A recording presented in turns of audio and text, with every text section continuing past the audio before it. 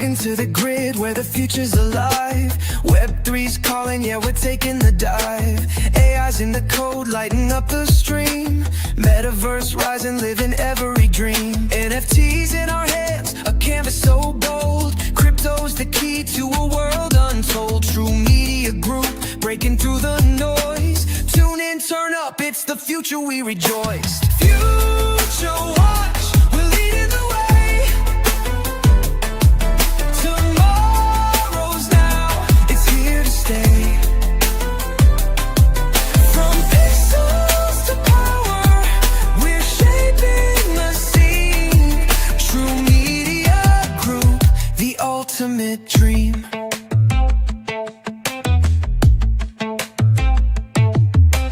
Digital skies where the avatars play.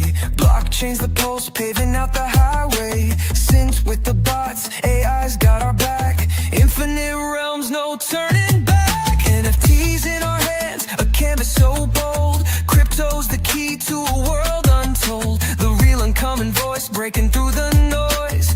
Tune in, turn up, it's the future we hoist. Future Watch, we're leading the way.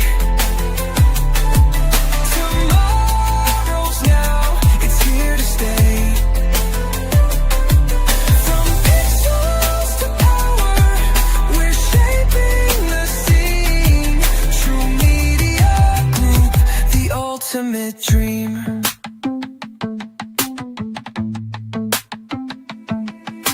Future Watch, the signal's clear. The revolution's now, it's here. Web3, AI, and more to see.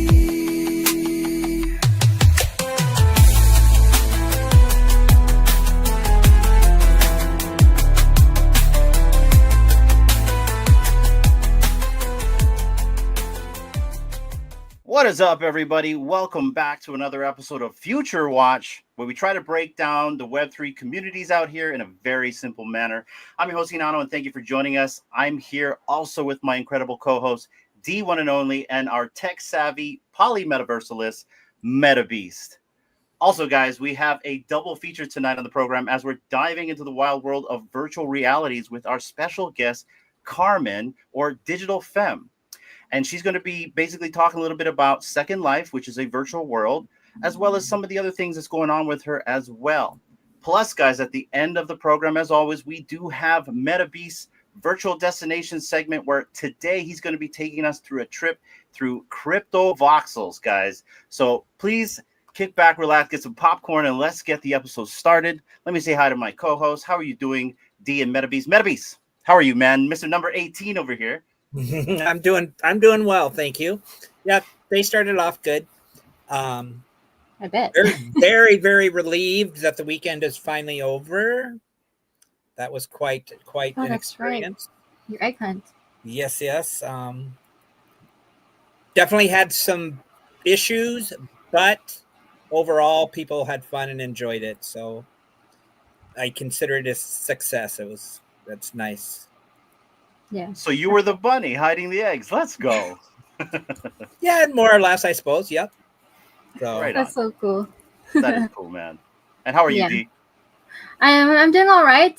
Yeah, it's been a busy day. Been just tuning into the the think spaces and the awesome spaces that's going on today, just to kind of stay in touch with what's happening in current news on X, and yeah, then now here we are. So we're going to be learning about other metaverses out there, and can't wait to be able to talk with Carmen. So yeah, it's going to be exciting.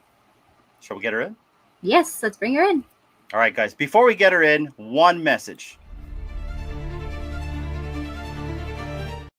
Gotta say that. I just gotta put it out there one time. Just one time for the one time, guys. Cover our We'll be right butts. back. Let's go.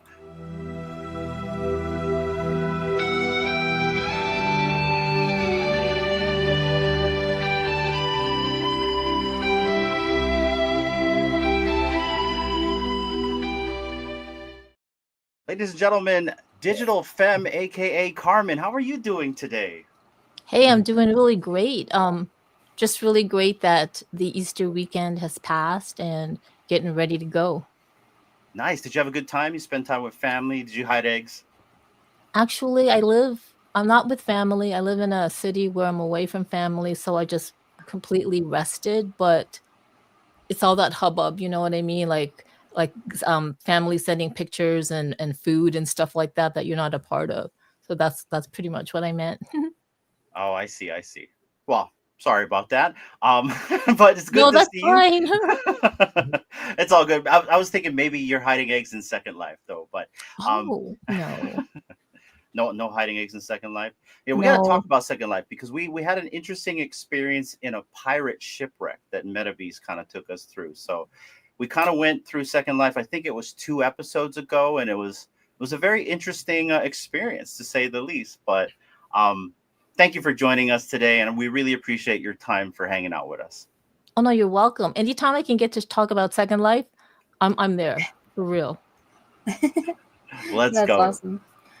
But yeah, thank you for your time, and I know that you've got kind of a time limit, so we're just gonna get started.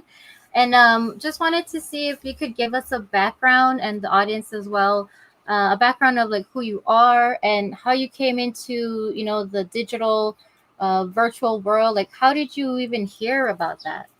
Oh my God, that's a good question. So I'm Filipino and traditional Roman Catholic, strict Filipino parents. And when I was young, I've always wanted to be an artist, an explorer, an architect, like everything but a nurse. Right. So fast forward to me being an adult, and I didn't. So okay, so I ended up becoming a nurse anyway because my parents didn't think that I could. They didn't think I could do an architect because architecture in Toronto was like 5 years, and they didn't understand marketing and advertising and stuff like that. So I did the Filipino obey your parents route. Yeah. So here it is. I'm a nurse, but I don't want to be a nurse. So I did a trick.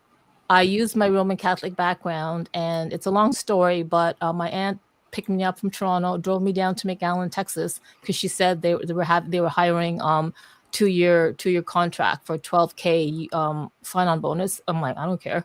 Anyway, I get to San Juan, Texas, and before I get my interview, it's like it happened so fast. Before I get my interview, she takes me to church. And I go, why are we at church? And my aunt says, pray to God that you get the job, the nursing job. And I go, I don't really want the nursing job. I just really wanted to drive down with my aunt from Toronto to Mexico and back to McAllen, just say I did the trip. Anyway, I'm here in front of San Juan Shrine, and I go to the front, and I'm like, okay, what am I doing now? I don't want to be a nurse. I just wanted the trip. So I said, dear God, Lord, Buddha, universe, whatever. I go, I don't want to be a nurse, but everybody wants me to be a nurse. And I said, I'm going to make a pact. I'm going to give up my life for you, if that's what you want, because you threw nursing at me so many times. But I need you to give me a sign when it's time to get out, because I want to be in marketing. I want to be an architect. Like, I want to do this. I'm a creative. I want to do that. So fine, I get the job. I'm in McAllen, Texas. I've been a nurse for like 11 years, in 6 years in McAllen. Yes, and 5 years in Houston. So I moved to Houston, and I'm still a nurse. I'm still waiting for that sign from God or the universe to tell me when it's time to get out. And at that time, I was living in 1108 Wentworth. It's not there anymore. And I had a neighbor, Jerry, upstairs, and he was in marketing. And he gave me a call, and he texted me, and he said, hey, Carm, he goes, you're all into this tech stuff. Have you heard of Second Life? And I go, well, no, I haven't. This was in 2005. And he goes, here, I'll send you the link. So I got into Second Life in 2005, and the rest was history, honestly, because what happened was I was still a nurse, and I was in Second Life. But I'm telling you, I was so naive because I was in nursing. The things that happened in Second Life was really interesting. So if you know, in Second Life or most virtual worlds, you create your own, you customize your avatar to represent yourself. So that's what I did. It took a hell of a lot of time. And then you start exploring the world. The fact that I love Second Life because you can teleport to destinations, and you can also fly. You can also walk and run and do sexy walk and stuff like that. But I love the fact that Second Life has that feature where you can teleport to different destinations and teleport your friends to where you're at, and as well as flying. So I'm here in Second Life, and Jerry abandoned me, so I'm just literally exploring on my own. And apparently, you can buy stuff in Second Life. So here's the thing: I spent $300 a month on renting virtual land on Second Life. What did I do with the virtual land? I built on it. I created like little Rodeo Drive, things where I rented out stores. I built out an art gallery, and I curated like I reached out to artists in Second Life for them to like showcase their art in my gallery. And how would they do that? They would take photos of their real life art and upload it as JPEGs, right? So that was like 2006 now. Now, so here's the thing. In 2005, when I started Second Life, I wanted to buy a pair of shoes. So you can do a search where you can look for a pair of shoes. So I saw a pair of shoes. There was a store where you teleported to. I teleported to the store. I was looking for the shoes, and I heard this really booming music like a club. Like I didn't know what was going on. So this very sexy avatar lady comes up to me. She goes, "Hi, how may I help you?" And I go, "Yes." So we are role playing in Second Life, right? So I go, "Yes, I'm here to buy a pair of shoes." And she goes, "Oh, that's really great. Like here they are. Right click, and it's the whole process."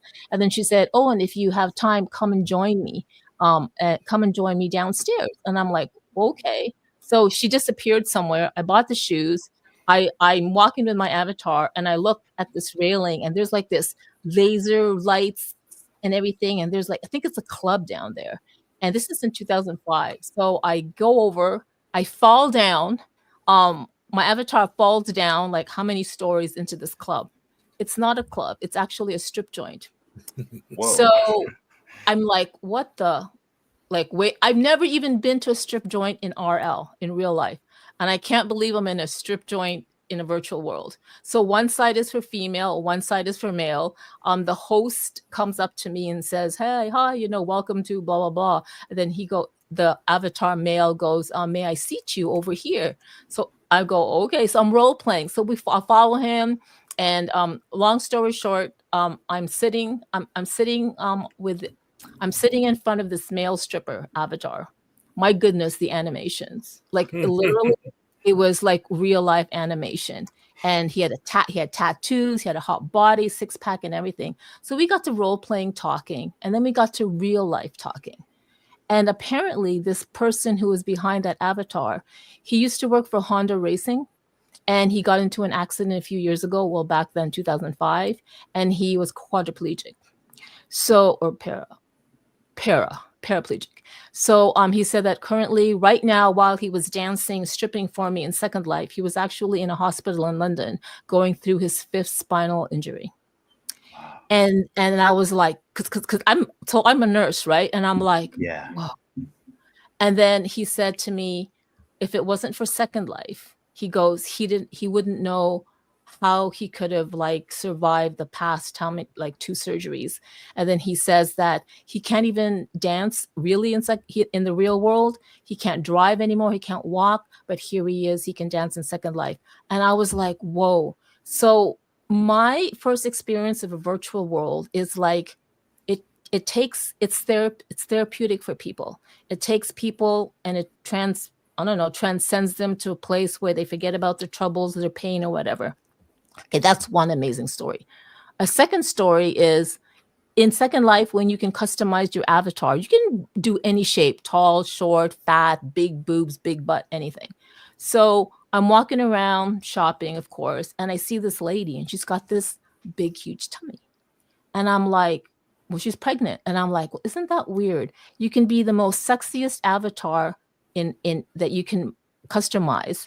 And why would anybody want to be pregnant? So I walk up to her and I role play and I go, "Hi, how are you?" And she's like, we're chatting. And then so I said, "How many months are you?" And she's like, "Oh, 7 months." So we're role playing. And then I'm like, I dropped this role playing crap and I go, "Hi, I just want to ask, out of all the avatars you could customize, why did you choose to be pregnant?" You know what she said? She says, "Oh, I can't get pregnant in real life. So I thought, well, you get it." And I was crying. Yeah. When the Honda when the Honda race car driver was telling me the story, I was like crying behind the screen. When this lady who was pregnant, who chose to be pregnant in Second Life, who couldn't be pregnant in real life, I was crying. And then that's what made me realize that, forget about Second Life, the ability to become something else on a platform is very, very, very powerful. And fast forward to me being a nurse, I got to be the architect that I really wanted to be. I got to design all these buildings. I got paid for it in Linden dollars, and then you take it out in PayPal. Like this Japanese company approached me. I don't know how they found me, and then they asked me if I could build a 3D presence for them. And literally, it took me 6 hours to build like a 5-story building with elevators and their logo and stuff like that. And literally it was cost like 425 plus US dollars and 100 and something thousand Linden dollars. A lot of people were doing that back then. So here's the thing. When you see Decentraland, the Sandbox, and I don't know, like whatever, and you see them partner with like Snoop Dogg, I think was in Sandbox? And He's like in all of them, I think. Sorry. Yeah. And and everybody's like, whoa. And I'm like, please. Like Second Life did that, like, please. Like Susan Vega was one of the first, what's it called? Susan Vega was one of the first musicians. They created her avatar. If you go to YouTube and go Susan Vega Second Life, they'll show you how they actually created her guitar. So she was singing in RL, and they streamed her performance into Second Life. So was Maroon 5. So here's the thing with brands and any new platform. Second Life launched in 2003 by a company called Linden Labs out in San Fran, of course, and Philip Rosdale was the CEO. He now has come back recently, last year, as their CTO, and I cannot be more excited about that. But the thing is, these companies, and you see this, when there's a new virtual world, IBM joined, American Apparel joined, Alt Hotels joined, Wired Magazine joined, Google was there. Everybody rushed and to have a 3D presence in Second Life. And it was a big rush. And then Second Life got a really bad, Rep? Bad rep. Yeah, bad rep, because all these companies like Wired, Google, and all these people, they're like, oh, we're in Second Life and it's dead. Nothing's there. So they pulled out. Well, of course, because nobody knew that if you build something, people come, but it's a whole other level of engagement. You need to have people on your simulator, like your server space, and engage. They just thought that they could build, they could pay. I'm not kidding you. People got paid $30,000 to create like a Google presence, an American Apparel presence, or whatever. It was like basically they were using Second Life has like what we would call 3D, like Web 2 was the browser internet, and Web 3 is a virtual world where brands can interact, right? And that's what it's supposed to be for, but no companies and brands really knew how to do that. So Second Life ended up getting a bad rap. However, Second Life's still around. It is thriving like crazy. If people ask, oh, we don't hear about Second Life, it's like, well, you don't need to. It's like it's just going. The best use cases for Second Life is conferences and education, and like communities. So there's a lot of communities that still exist that hunker around, like let's say Breast Cancer Month or autism. There's a lot of universities there that are still, IBM is still there, and they're still holding whatever else they're holding. So Second Life is not dead. It doesn't need to be marketed or promoted because it still is running. But I could just talk so much. What else? Oh, so here's the thing. Remember when I said I didn't want to be a nurse, and my aunt took me to San Juan Shrine, and she told me, pray to God you get the job. I don't want the job, so I got the job. But I told God, look, I want to be in marketing or whatever, but you give me a sign. Second Life was a sign. So there was when was that? 2005? Yeah. 2005. Yeah, it was 2005 Christmas Eve. I was supposed to work. I was scheduled to work. But then the unit called me and said, "Hey, Carmen, you don't need to come into work. The doctors, discharged a lot of the patients for Christmas, so we don't have a lot of patients." And I go, "Okay, fine." So what did I do? I went on to Second Life. I'm going to fast forward this. So I log onto Second Life with my first avatar, Maxine Montel, and I want to buy. So I met a friend in Second Life, and I wanted to buy him a Christmas present. So I wanted to buy him a watch. I found this watch store.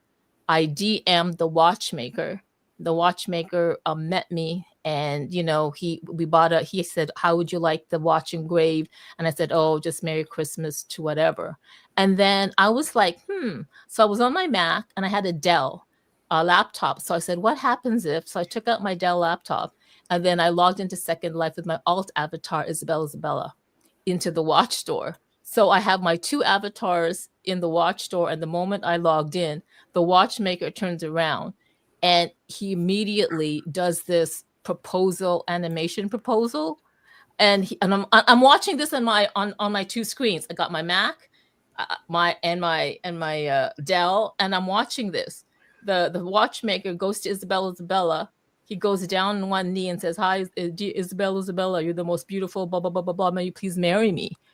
And then I role played. I mean, what am I going to do? It's Christmas Eve. I was off, whatever, right? So I said, "Sure, I'll marry you." Man, that trajectory. Maxine Montel avatar kind of like took a back burner, and Isabella had a complete Second Life with this watchmaker, which incidentally, we ended up creating a 3D magazine called First Touch Magazine. We really worked on the font, choosing the interviews. It was like, I never met this guy. This guy was in Germany. That's all I know. But I never saw him in real life. But we were working on creating so many things. And here's the thing. We realized early on that in 2005, this is it. Like 3D worlds, virtual worlds is the next web. It's the next internet. And we decided that, you know what? I can move. I can move to Frankfurt, where he was living, and I did. In 2007, I didn't quit nursing. So that was the portal. That was the sign that I took, that God gave me. Oh, you want to do marketing? You want to do all your things? What better marketing than a 3D virtual world? So because I was working for agency, the hospital's agency back then, so I just didn't put myself on shift. So I moved to Frankfurt. When was that? I arrived there May 6, May 8, 2007. And I moved there so that the watchmaker, the real life human behind the watchmaker, and I can create a 3D company, hitting up companies and creating their 3D presence. And literally, that's how I got into this whole virtual world thing. So here's the thing. In 2009, I was still in Frankfurt, and I attended my first augmented reality developer camp in Frankfurt. And after I saw the use cases of augmented reality, I was like, oh my God, like, can't we just create augmented reality experiences over the real world? Like you can create it in Second Life? So fast forward to 2021. So many things happened in between, right? But fast forward to 2021, I wanted to do an NFT collection. I was following the hashtag NFT, and I come across Over the Reality is the company I'm working for now. So in April 2021, I found Over the Reality. Yeah, thank you for pulling it up. And I was like, Over the Reality, that's a long ass tag name, man. Like, what the hell? It's like a fucking sentence. And then so I clicked the website, and there it is. Virtual land, virtual world, AR. And I was like, no, this is what I've been waiting for since 2009. You can buy a virtual digital land over the real world and put augmented reality assets. Oh my God. Like I was like so nervous. So I got a MetaMask account. I was like, anyway, I had to buy DAI to convert to OVR tokens, and I was having an issue. So here's the thing. I was having an issue and I wouldn't sleep. Like it was like 3 o'clock in the morning. And I'm like, oh, hell no. I found Over the Reality. I'm getting in. So I had a problem with my MetaMask, and I found out that they had a Telegram, what's it called, account. And so I looked them up on Telegram, and I go in and I go, hi, I'm new here and stuff like that. I'm having trouble. So this person answers me, Diego Di Tommaso. And he goes, "Oh, hi, thank you, welcome. If you have any issues, please, DM our blah blah blah." And I said, "Okay." So I go, "Who's Diego Di Tommaso?" I'll Google everybody. So I Googled Diego Di Tommaso. It turns out he's the COO and co-founder of Second Life. So I looked him up on LinkedIn. I connected with him, and then after a series of I don't know, like bugging them, I finally got in with them. I know I'm talking a lot, but I'm like Please, trying to do like big keep chunks, going. right? Please keep Yeah. going. I love your This story. is amazing. Yeah. So and here we are, and so like, man, when I hang out with people in Spatial, and there's a few people who are also in Decentraland and Sandbox, and it's really nice hearing them, hearing their experiences, and seeing what they can do, and the community and the connections that they have. And to me, it's like I've been there, done that. I don't mean to sound arrogant, but legit, I've been there and done that. And so when these new virtual worlds come up, it's like, yeah. The reason why I say this is because I know myself. I spent a lot of time in Second Life where it was detrimental to my health. So you need to know that when you get into a virtual world, and if you are creative, and even if you are not, you get sucked in, man. You either get sucked in, right, Metabeast? You either get sucked in creating, or you get sucked into friendships, or you get sucked into relationships. And it will pull you away from real life. There's a fine line. So back in 2006, 7, 8, there's been articles written about Second Life where husbands or wives were complaining that their spouses were spending time in this virtual world and they didn't know. Meanwhile, they're cheating. It's a thing, okay?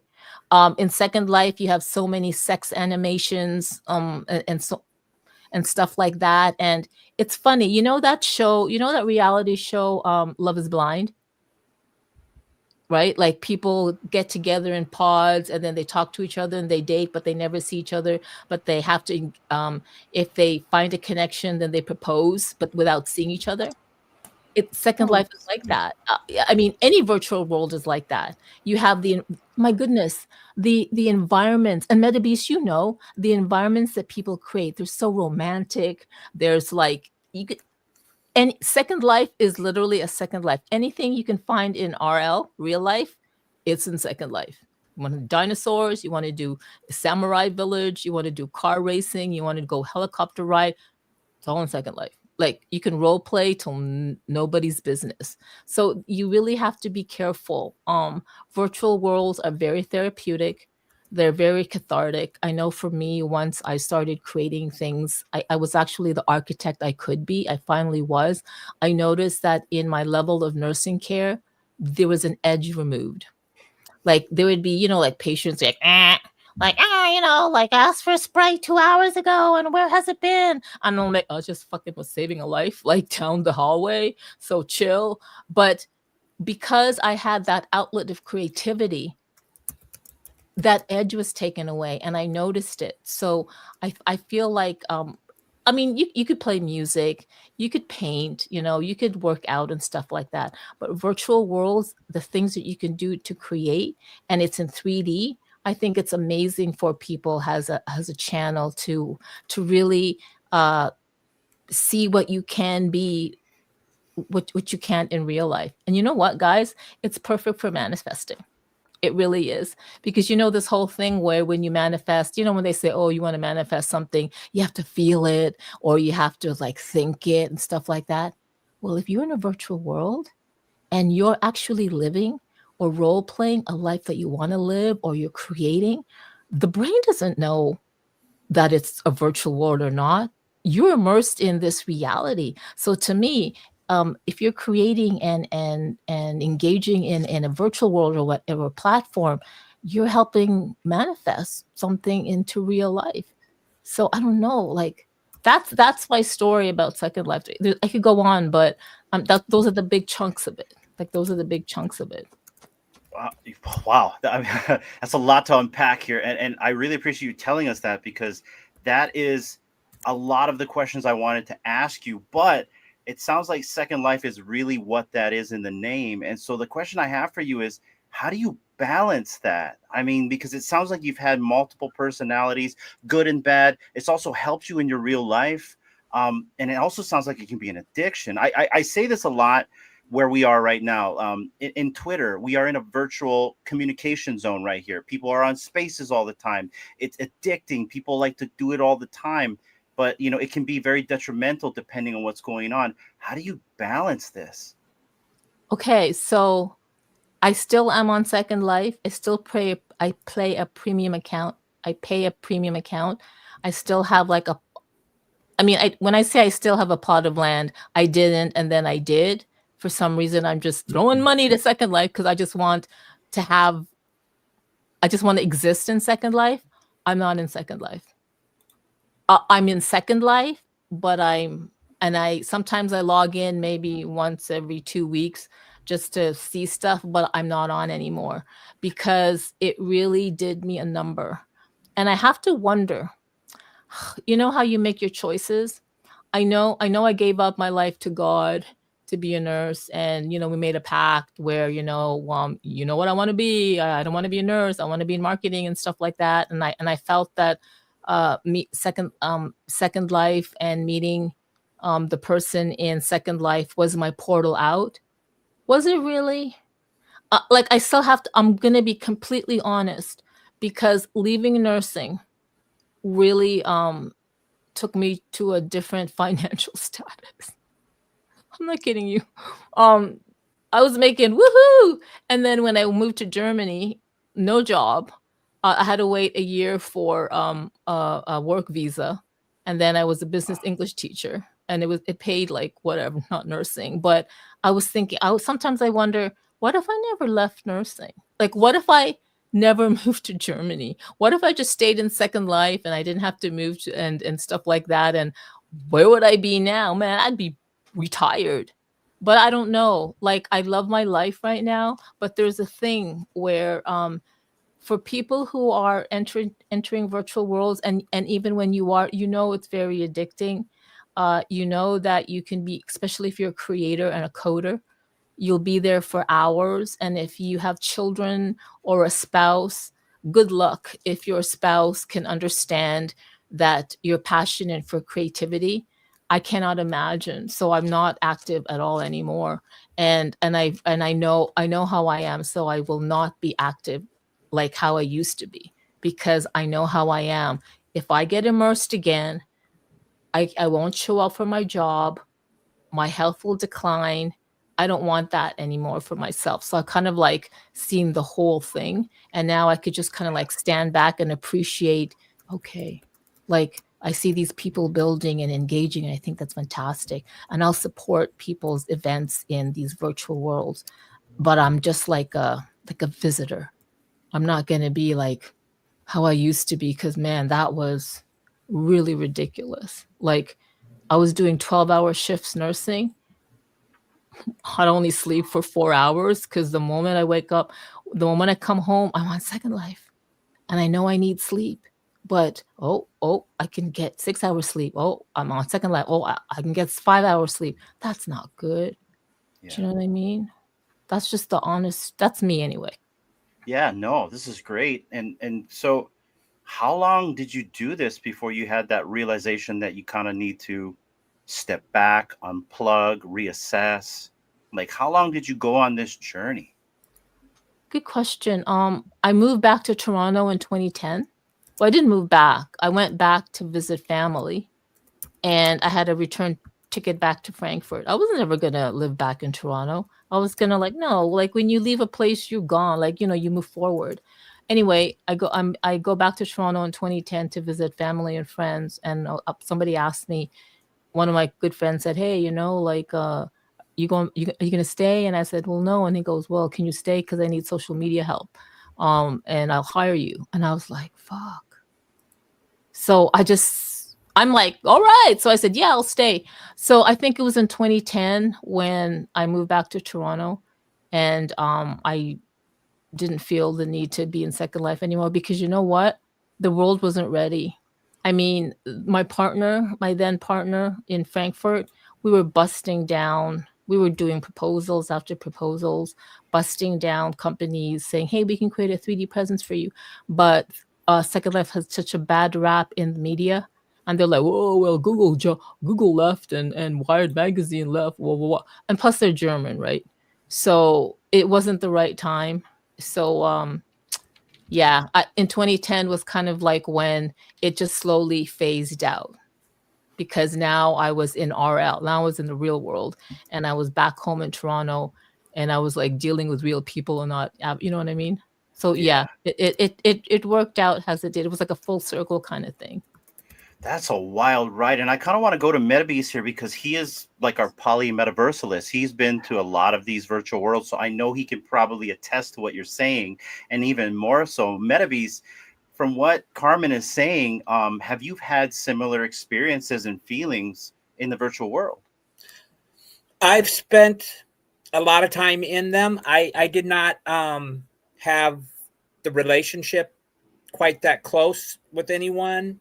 But what you mentioned in the beginning of when you first went in and going to the strip club and who you met, and I mentioned this 2 weeks ago when I had been in there, or when we toured it, that I came across in like at a cave somewhere, somebody left a note talking about an experience they had where they met somebody and they would go out on a boat, and it turned out that the guy had some sort of disease or some ailment, and then he later died, but that was his way of experiencing, life like other people got to do. And that brought tears to my eyes when I read it. I would love to find it again if I can. I don't remember how I came across it, but I knew exactly where you were going with that when you brought it up, because what they've done for, and it's so real. Look, not real looking, but it is very real looking. And if you want, I can share my screen real quick so people who weren't here, they can just kind of see what we mean. Yeah. I want to ask my wife if she would like to ask you a couple questions, Carmen. D? Well, I know a lot of questions I wanted to ask.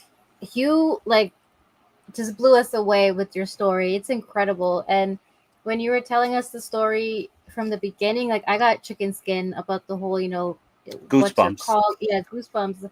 What you're calling, because we live in Hawaii, and there's a lot of Filipinos in our community who are, yes, nurses or doctors. So I get what you're saying about having to grow up with an expectation from your family. And me growing up as, Roman Catholic as well, don't really practice anymore, but growing up like that, I can kind of relate to you a little, but just your story is just so incredible. So I don't have a question for you right now. It's just, I just want to say thank you, because that's just mind blowing how things just happened, as they were supposed to. And you may have had some kind of idea, but not really until it happened. And it just goes to things happen for a reason, and when it's the right time. So yeah, chicken skin when you told us your story. So I just want to acknowledge that. And yeah, thank you for sharing that with us. Thank you. My pleasure.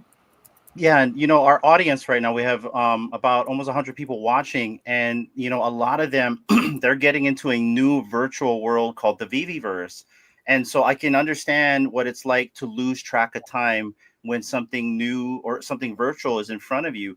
I'm a builder. I like to create things. So and I like to make things from scratch. So that's where I lose myself. I've always loved making things since SimCity came out back in the 90s. Yeah. So and I'm lucky because at least for my wife, she can understand this space because she's in this space with me. But for the audience, it's really good for them to hear your story, because right now they're just getting into it. They don't know what's in store for them depending what happens. You've kind of been through the ringer of it was a fresh new thing, it was shiny, brands were in there, it was a hype, then it got a bad rep, to the fact you've had virtual relationships, you've had multiple personalities to where you started a business, but at the same time, it's like there were struggles along the way in this second life. So that's a really good thing for everyone listening and watching right now to kind of like let sink in that these worlds can be fun, and it can be also positive and perpetuate, but it can also be detrimental. So let's steer a little bit while I'm sorry, Metabeast has got his screen up. I'm gonna pop this up right now. I'm at a club. No. I'm at a club. Okay, there we go. All right, where are we at? Wow. Oh, look at all the people. Wow. Yep. Oh, that's so cool. That's like all you see is letters. Wow. Wow. So this is They're like some taking kind DJ of- requests. Oh. Wait, Metabeast, who are you in Second Life so I could add you as a friend? I am Metabeast. Oh, okay. Let me find Yep. you. What I went ahead and made my name that. So essentially, how much people are actually in this world? You guys are one of the longest running ones out there. Essentially, how much people do you guys think is populating the world right now? Good question. Good question. I know when you go to Second Life, the website, and you're logged in with your account, and then you look to see like where you want to visit, like they'll have featured events and stuff like that. They'll actually tell you how many avatars are in that simulator or event, like 85 or 101. But in terms of overall, like right now, I wouldn't know. I would imagine probably thousands. Because it's been the longest one of like a virtual world, right? Yes. Mm-hmm. So I would It's think just so. as she said, it's not Web3, but to most people that probably doesn't even matter. I mean, it to me, the graphics and the way things look and what they got going on here is better than any I've really actually ever been in. And you know what I love about this is like, because we were in decentralized last week and you were trying to find people. Not to say anything bad about that place, because I'm assuming that thing is just as big. But to see people in this club right now, they're interacting. To hear Carmen's story about this is just another world in there, another economy. It's kind of blowing my mind here, and the graphics, it's not bad. You know what I mean? Like for an interactive right here, it's not bad at all. It's very interesting. So your avatar, you could, what do you call it? You can make it anything you want, or you have to just kind of work with what the platform provides, or are you able to create your own? Oops. You can. Well, here's the thing. When you log on, right, Metabeast, do you want to answer? Well, she mentioned it before. It's probably got the most features or freedom to design your avatar than any I've seen as well, as far as that goes. I mean, like Carmen mentioned, there was somebody there who they made their avatar pregnant. I don't know that you can do that in any others, really. That's true. Hmm.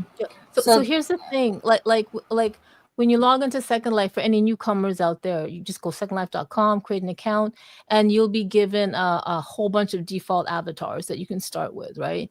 And then from there, with that default avatars, you literally can change their skin color, their hair, the shape of their nose, tall nose, high nose, like the physics engine and the build tools and the customization for the avatars is really incredible. Like, you can pull out your butt so big, your thighs. It's really crazy. It's almost got like a mocap suit, a motion capture suit, and there's all these points. It's almost like there's points in the avatars where you can literally scale big shoulders, small shoulders. So the customization is incredible. Not only that, content creation is amazing. If you go to the Second Life marketplace, there are creators that literally create avatars.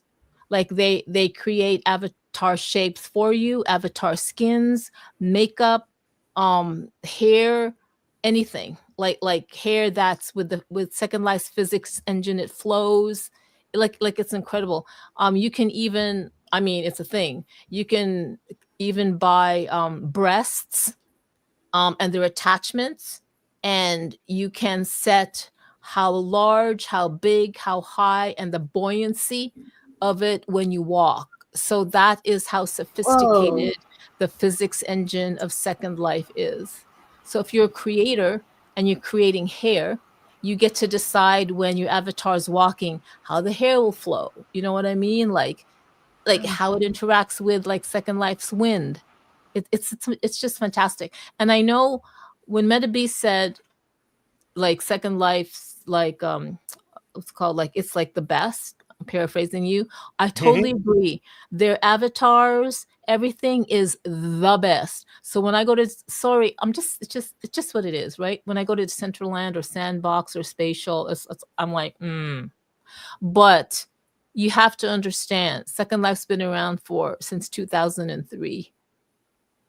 So the maturity of the build tools, the maturity of the creators who have learned and perfected their craft in Second Life. See right now, that thing, everything is a texture.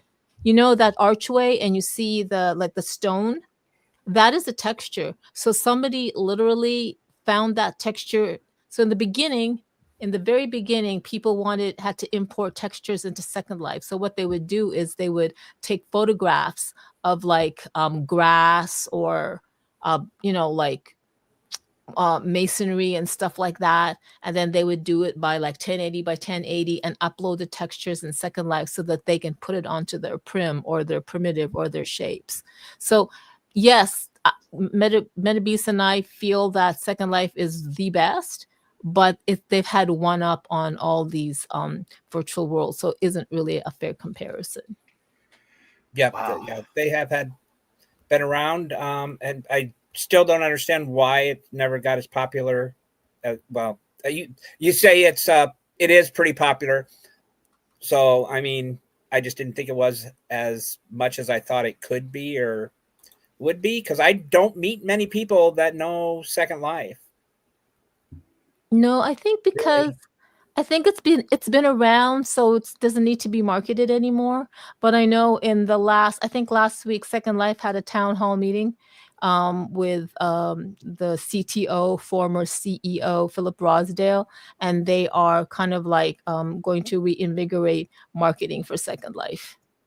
But I guess it doesn't really need to be marketed because it's almost like it's just already existing. Do you know what I mean? Whereas Decentraland, they really need to market it for whatever. But no, they already have a very loyal, consistent, fully functional base. Yes. And so it's fully functional. Who is keeping the lights on? Is it the community? Yes, they pay.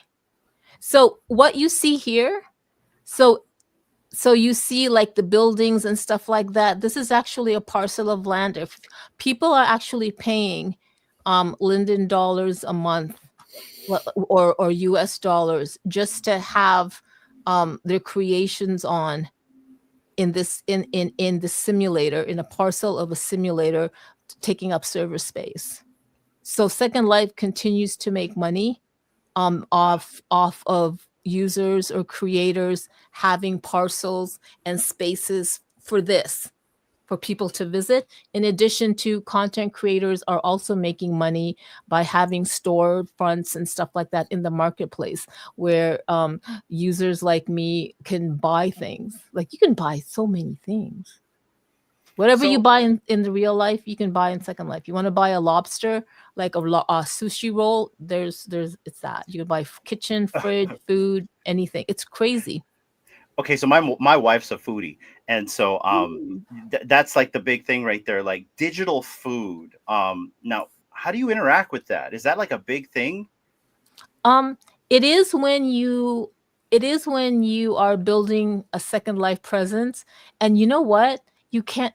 I don't know what it's like in Decentraland or Sandbox, but when you're in Second Life, I don't know, maybe Metabeast, you understand this. When you're particularly in Second Life and you have a parcel and you start to build like a homestead for yourself, you start to bring in all the things you would want in real life or not. So I know that when I started, one of the very first builds I wanted, I wanted a full-on kitchen.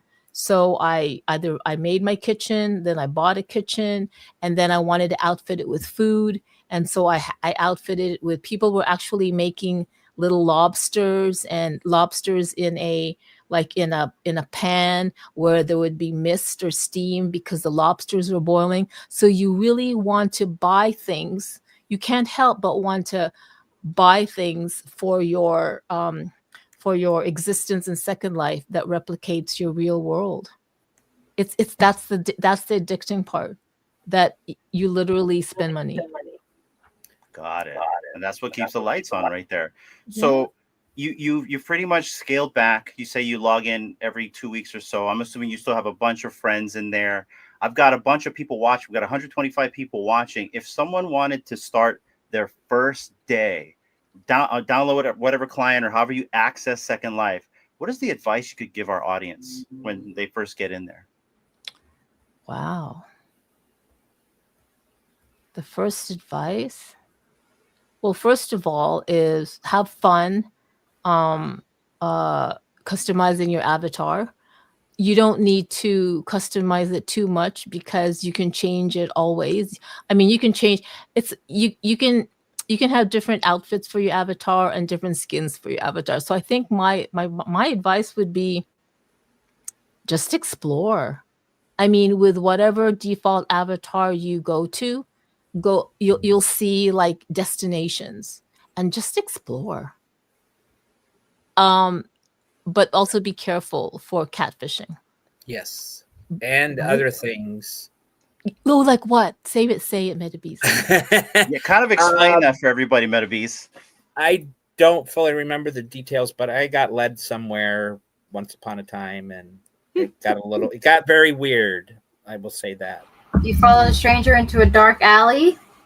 No, You got into someone's van? Dark alley. But I did hear of somebody who mentioned that they did go in, and him and a friend, they went somewhere and they ended up getting locked to a seat, and some things occurred, I guess. I don't know the full details. So yeah, just be careful. There is I think you can select, you can turn, I think you can avoid some of that stuff through some of their settings. They really have a lot. You can make your experience PG-13 or something like that. I believe so. Okay. Yes. And I mean, even some of them on the destinations, there's one here that they listed as, maybe it wasn't under this one, but one of them was listed as a particularly adult. So, and what they were talking about before when we first started talking with you, Carmen, was when I came in here, it was somewhere near the beginning at the entrance, which they really have a great tutorial. They give you a bunch of information when you first go in there to help you get started and go. But somewhere over there, somehow I fell into something and ended up in this pirate ship with like skeletons playing cards at a table or something. It kind of tripped me out at first, but I got out pretty easy. So I didn't know if that was like a trap of some sort, but it's still all cool. I don't care. I'm seeing in the comments, Casual says kids should not be allowed in Second Life. That is so true. That is so true because of what Metabeast said. There's a lot of mature content, X-rated content that they might saunter into, and there was a whole pedophilia thing issue back in Second Life where so in Second Life, because you can customize your avatars, some adults like to role play being children. Or back then, some adults like to role play being a family. So you had a dad avatar, a mom avatar, and little kid avatars who they were adults, right? And I remember there was a couple of articles where the pedophilia was, I'm telling you, whatever you can do in the real life, you find it in Second Life. So they're for the pedophiles, they literally were able to role play on whatever they wanted to do. I'm sorry, I'm going there with these like children in Second Life. Back then, Second Life handled it by, if kids can go, they had a completely different simulation, and teachers could go, adults could go to the youth part of Second Life, but they had to get vetted and stuff like that.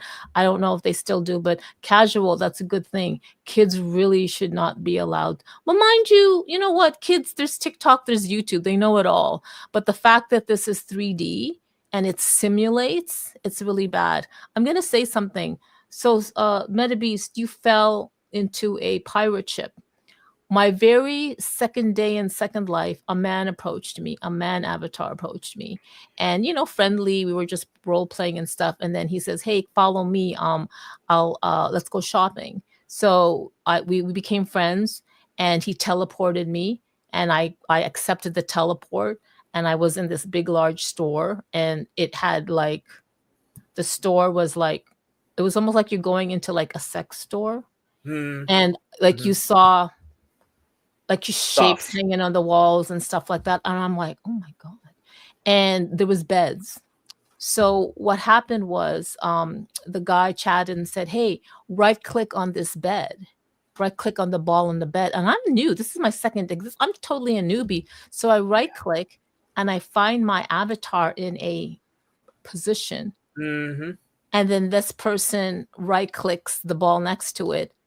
And now we are in a position. And I was like, ah! And I didn't know how to get out of it. So I could even go to say my avatar was raped. Wow. I mean, I was shocked. Like, I didn't know you could do, like, I didn't know. Yep. Like, I didn't know. And I didn't know. I got a very wide wake up call. Like, wow. So there are animations. Yep. There's in the preferences, there's a place I want to access content. You can choose general and moderate, or general, moderate, adult.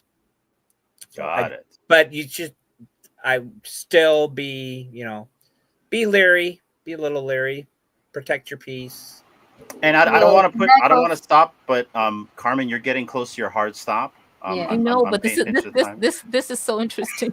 I mean, if you want to keep continuing, it's cool as well, because I want to make sure that we also that we promote your show. You have a virtually raw show as well.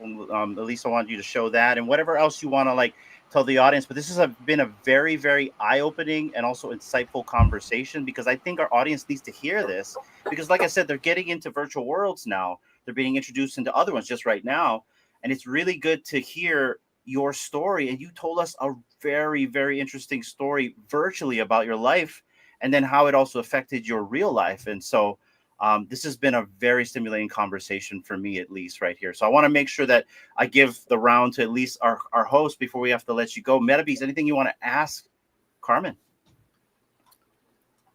Well, I was going to ask if you still had a place that we could go visit, but I do.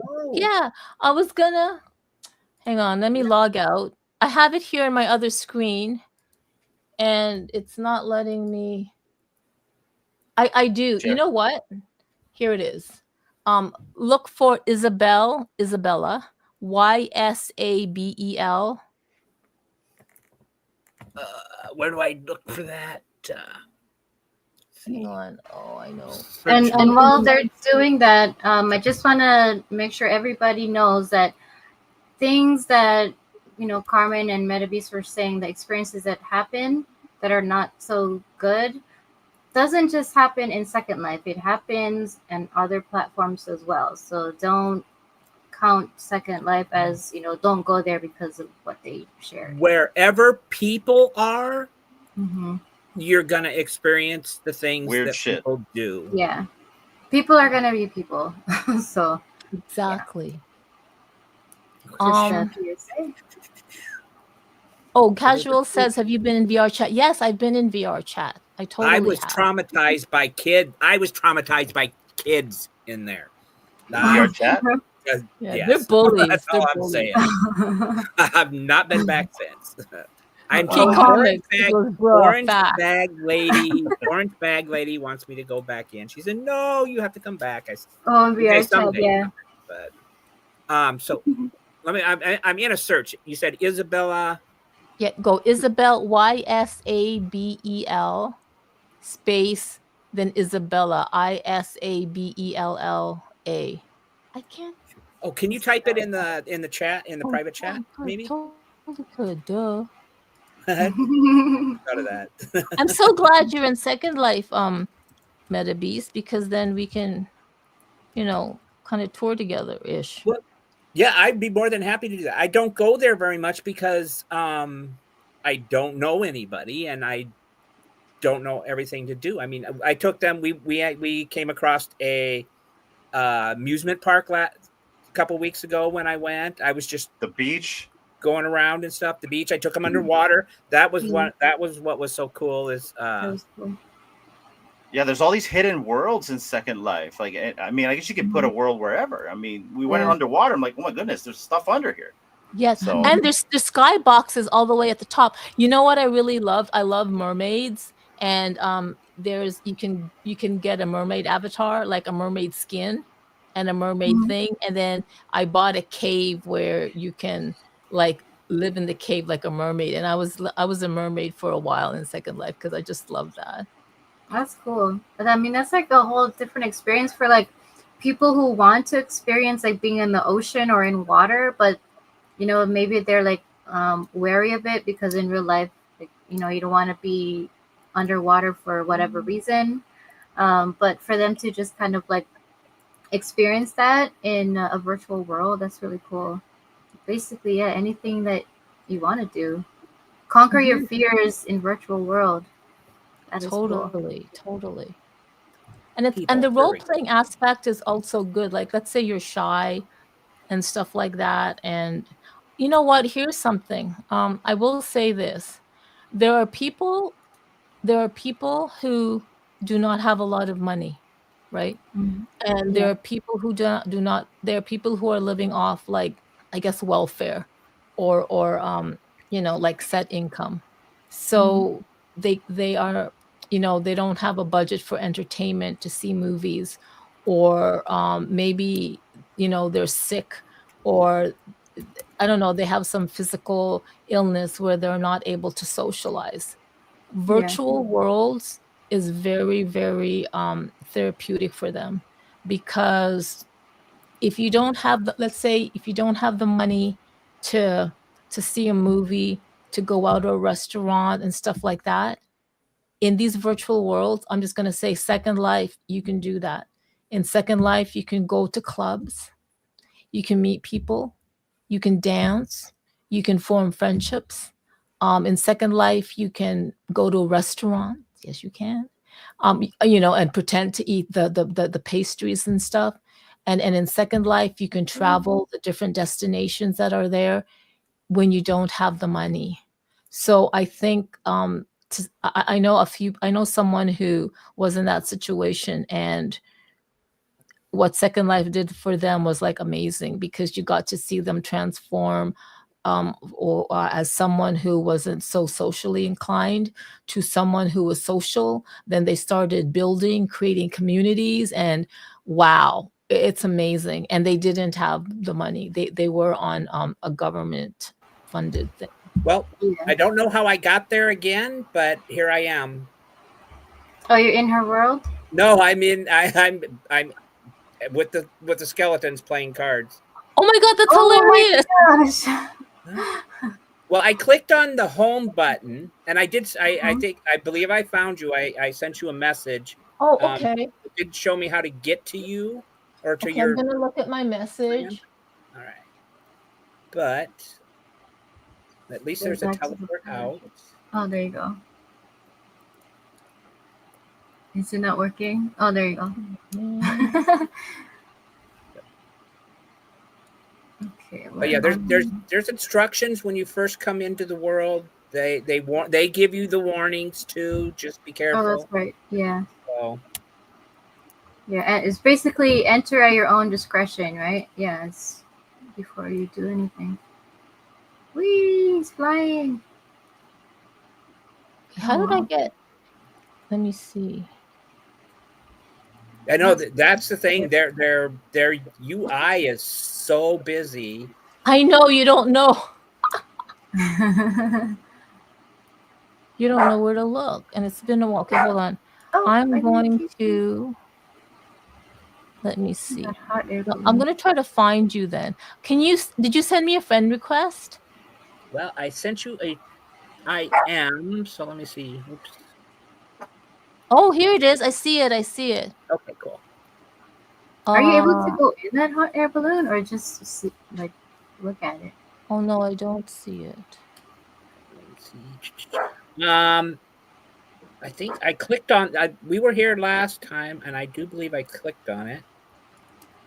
Were you able to go in? I don't remember. I don't think so. Go down. There we go.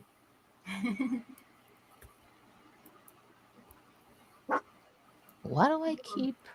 Whoa. Uh-oh. Are you falling? Free falling? Yeah. Oh, here I am. I clicked on it, and it shot me up in the air. Are you back at the pirate thing? Yep. Oh my gosh. Hmm. It's telling you need to go check out that world. Okay, but how do I?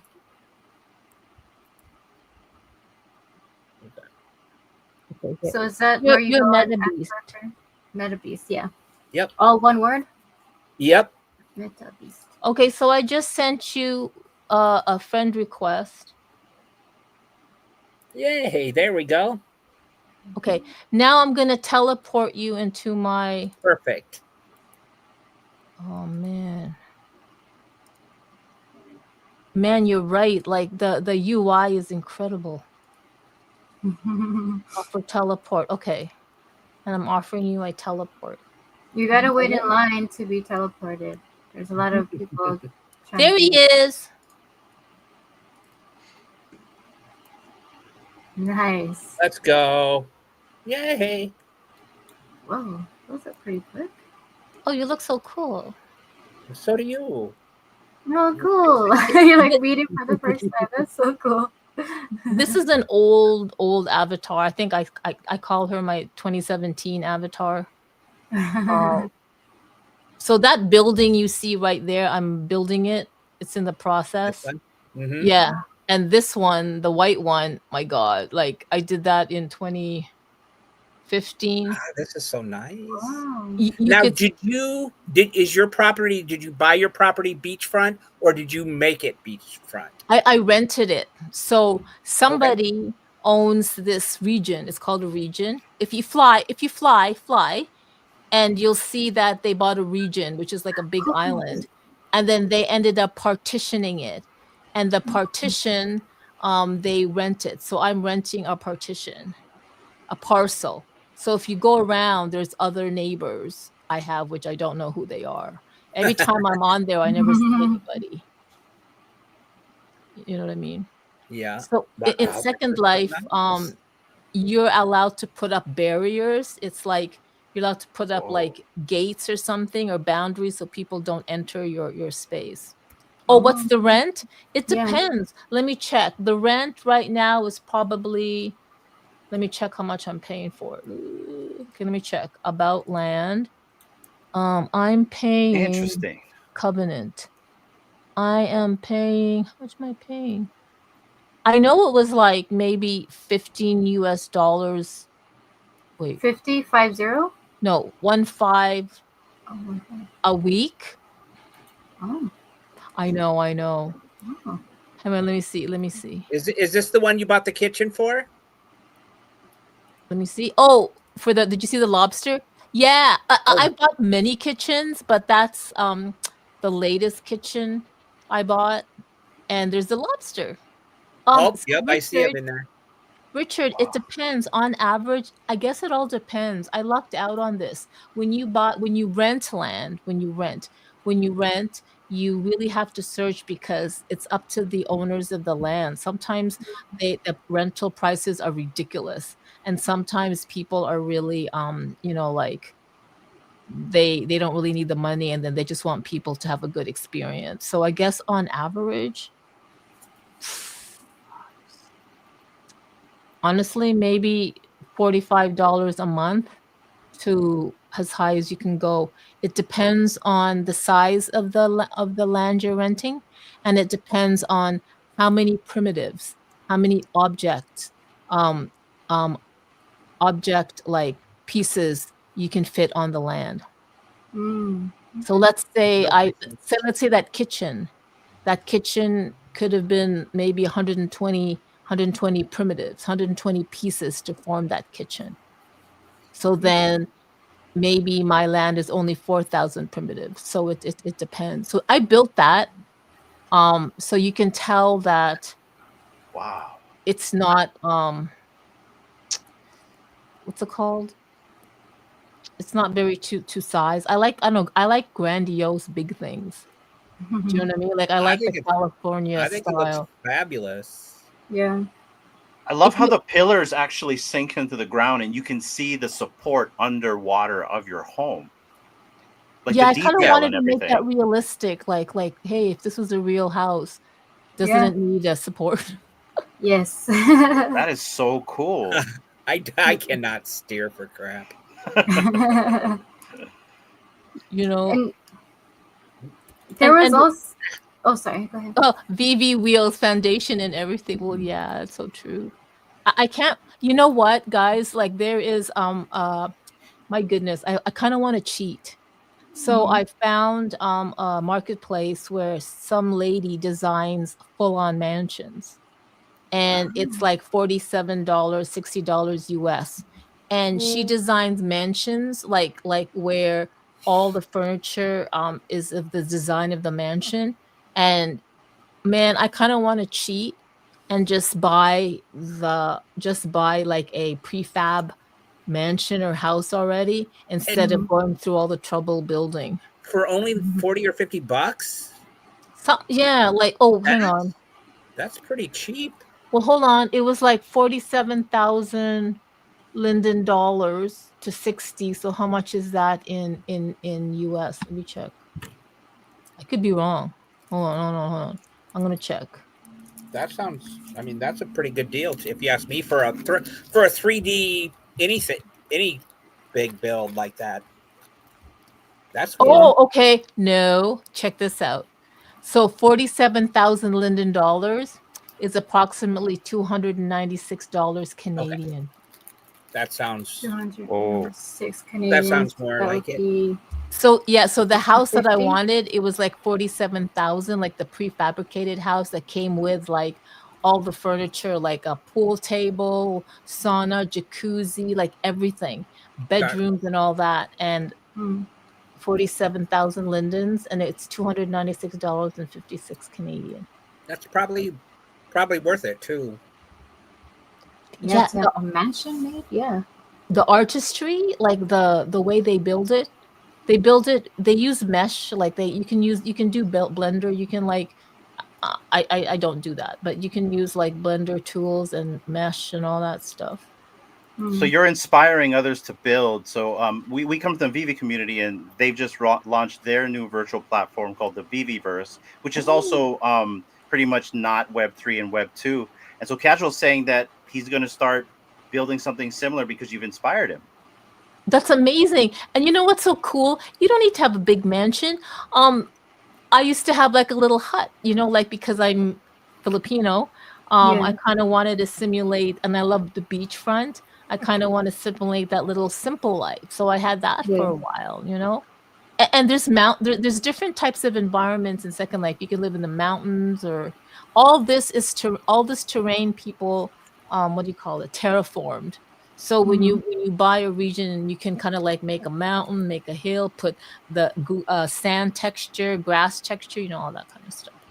I love Type it. I'm even wearing underwear. TMI, man. Yeah, I'm wearing underwear too.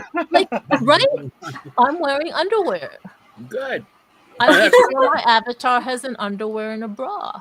But you can go commando, it sounds like. So Oh yeah. Anything you can imagine. You can go more. Oh gosh. 200 and up, that rents amounts, or is that how much a mansion costs? 200 That's and how up. much a mansion cost that I wanted to get. It was 47,000 Linden dollars that converts to 296 Canadian dollars for me. Isn't that crazy? Incredible. Here's some Yeah. examples of some. These are complete avatars. I don't know if you have to buy them, but No, they're free. They're free. Okay. These are the default Free one? avatars. All right. Wow. Let's see several different types. Mm-hmm. You could be vampire. Whoa. Interesting. Interesting. But you can be a Oh. werewolf? There's a large furry community. Like I remember when I first joined Second Life, I was love wondering why people were walking around being bunny rabbits and bears and foxes. Bildo! Bilbo, you'll fit right in. He's a bunny. One of our community members is a fluff bunny from the Futureverse side. Fluffer of bunny. The Redditverse, the Yeah. Fluffer bunny. I So call yeah. him Fluffer bunny. He's a red one, not the pink one. Totally. I mean, I love the samurai ninja kind of thing. And Mm. a long time ago, I found a sim, like a region where they made it out to be like the Japanese. And then Yeah. I met some Japanese avatars, and then we would do like samurai sparring That's the like question every about you. Thursdays or whatever. It was super cool because of the animation. Mm-hmm. Wings. So cool. Everybody What loves is like one of the most intricate communities you've ever, because you've just explained that there's a furry community, there's like samurais. What is the most interesting community that you found for you? My goodness. Like a community of frogs, as an example, right? There's the furry community. There's, oh man, the most mind blowing Mm-hmm. is the BDSM community. it. Oh boy. Oh. I have not partaken, Of but course. it's like Metabeast fell into a pirate ship and now he's playing cards with skeletons. It was almost like that. Like I remember I had this Egypt thing. Like I love this. I'm always drawn to Egyptian stuff. And I wanted to dress up like an Egyptian whatever. So I was looking for an Egyptian garb. And I went to this store and, like the whole Egyptian thing. And there was this really hot male avatar, tats and everything. And he had a really hot, I guess, girlfriend. And she was on all fours. And she had like a collar. And he had like a leash. And I was like, Okay. I'd like to say that when she says a really hot avatar, if you would know what she means if you come across one, because They're so real. Very And yeah, so I went up to them, like they said hi to me, right? Like you have to be careful when you teleport anywhere, people chat you up like, hey, how's it going? And they want to give you note cards, they'll give you stuff, so just be careful. And they started saying, hey, how's it going? And I'm like, well, they didn't say how's it going, they just said hi. And I'm like, hi, I don't want to talk to you guys. And then so I was like, what did I say? I said something like role playing, hi, how are you, how's going? And then I said I forgot what I said, but it turns out that he's the master. Like he says, oh, I'm the master. Like, I didn't know. Man, I got schooled so much in Second Life. Like he's the master and she's the slave and she's not allowed to speak. Oh yeah, that's right, because I was chatting to her. I would always talk to the female first, and he's like, oh no, she's not allowed to speak. And I'm like, okay. And he's like, I'm the master. She's my slave. She's not allowed to speak unless I tell her to. So I was like, what is going on? And then I looked at their profile and it said, BDSM community and all this stuff. And like there's furries, there's fairies, there's dwarves communities, there's anything. But to me, that was like, alrighty then. I think a majority of them. If they do that kind of thing, they will be careful and come about and kind of explain what they are about and not try to scare anyone off. Yes, that's true. Yeah. That's so true. Carmen, we've kept you 20 minutes past your time. How are you doing? I'm good. The reason why I had a hard stop is because I'm not really able to sit so long, but Okay. but I'm finding that when I'm immersed in these conversations, then you don't think about it. You know, Gotcha. I really appreciate you inviting me, and I love that Metabeast, who I have met, who had invited me to one of his spaces to speak. It's nice to see him here involved with you guys, and it's Thank nice you. that he's in Second Life because it's really nice to, now that we're friends in Second Life, we Yes, can, yes. like hang Yes, out.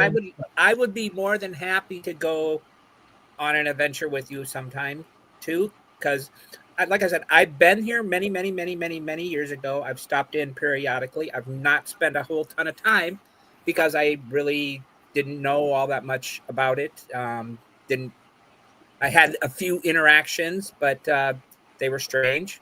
Not that there was anything wrong with them. They were just a little strange. But I think it's such a cool world. Like going underwater, seeing the fishes. That cave. I would love to find that cave in that note again. That's what I'd really love to do someday. That's Somehow. oh, I wish you could. Hey, Key Comics, that's so true. It's like you're right. I do have pain, and when you are immersed in something, it's really nice that it kind of like you forget about it. But guys, I have to say this, and I'm not promoting it, but I've met a lot of real life couples, like they're married, they're girlfriend boyfriend, they're couples, and they're also couples in Second Life. So what they do is they role play certain stuff in Second Life as, so it's interesting. So like let's say if I was married and my husband and I would have avatars in Second Life who are married in Second Life, and then we would like role play these things. Like I've met quite a number of them. So instead of like role playing, oh, you're the the Russian spy meeting in a bar, they have their avatars and their role playing to kind of like spice up their marriage and stuff like that. So that's kind of cool. Just thought I'd throw that in. Midnight Metaverse Edition. Yes.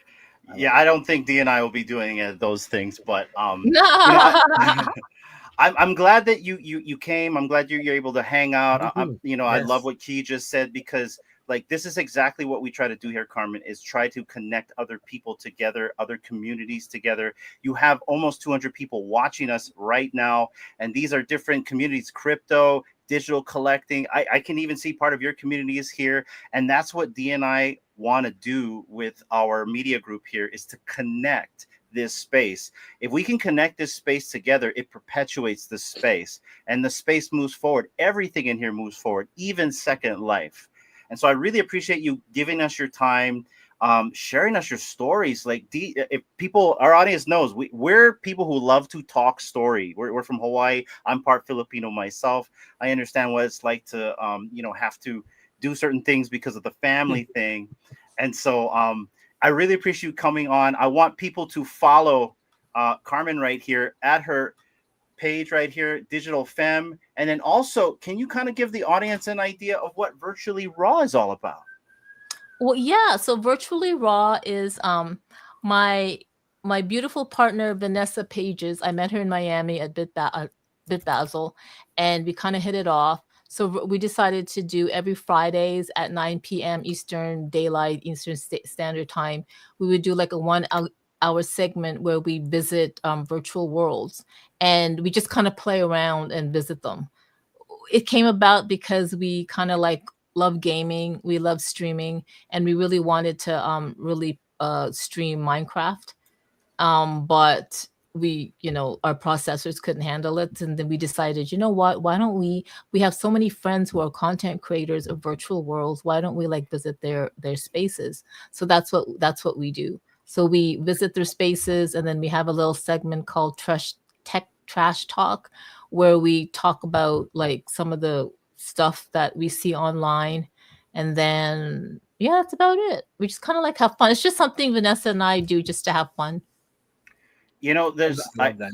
so I knew you would, because I think you have a guest here that would probably like to come on. But so Metabeast does similar things like that here, because sooner or later we're going to transition over to his segment of the show called Virtual Destinations. And what we like to do for Metabeast is give him a platform, but also all the content that is made under Virtual Destinations, I send it to him after, so he can start a YouTube channel or do something of it for his own. So you can, we're going to transition there soon, and we would love it if you hang with us if you have time.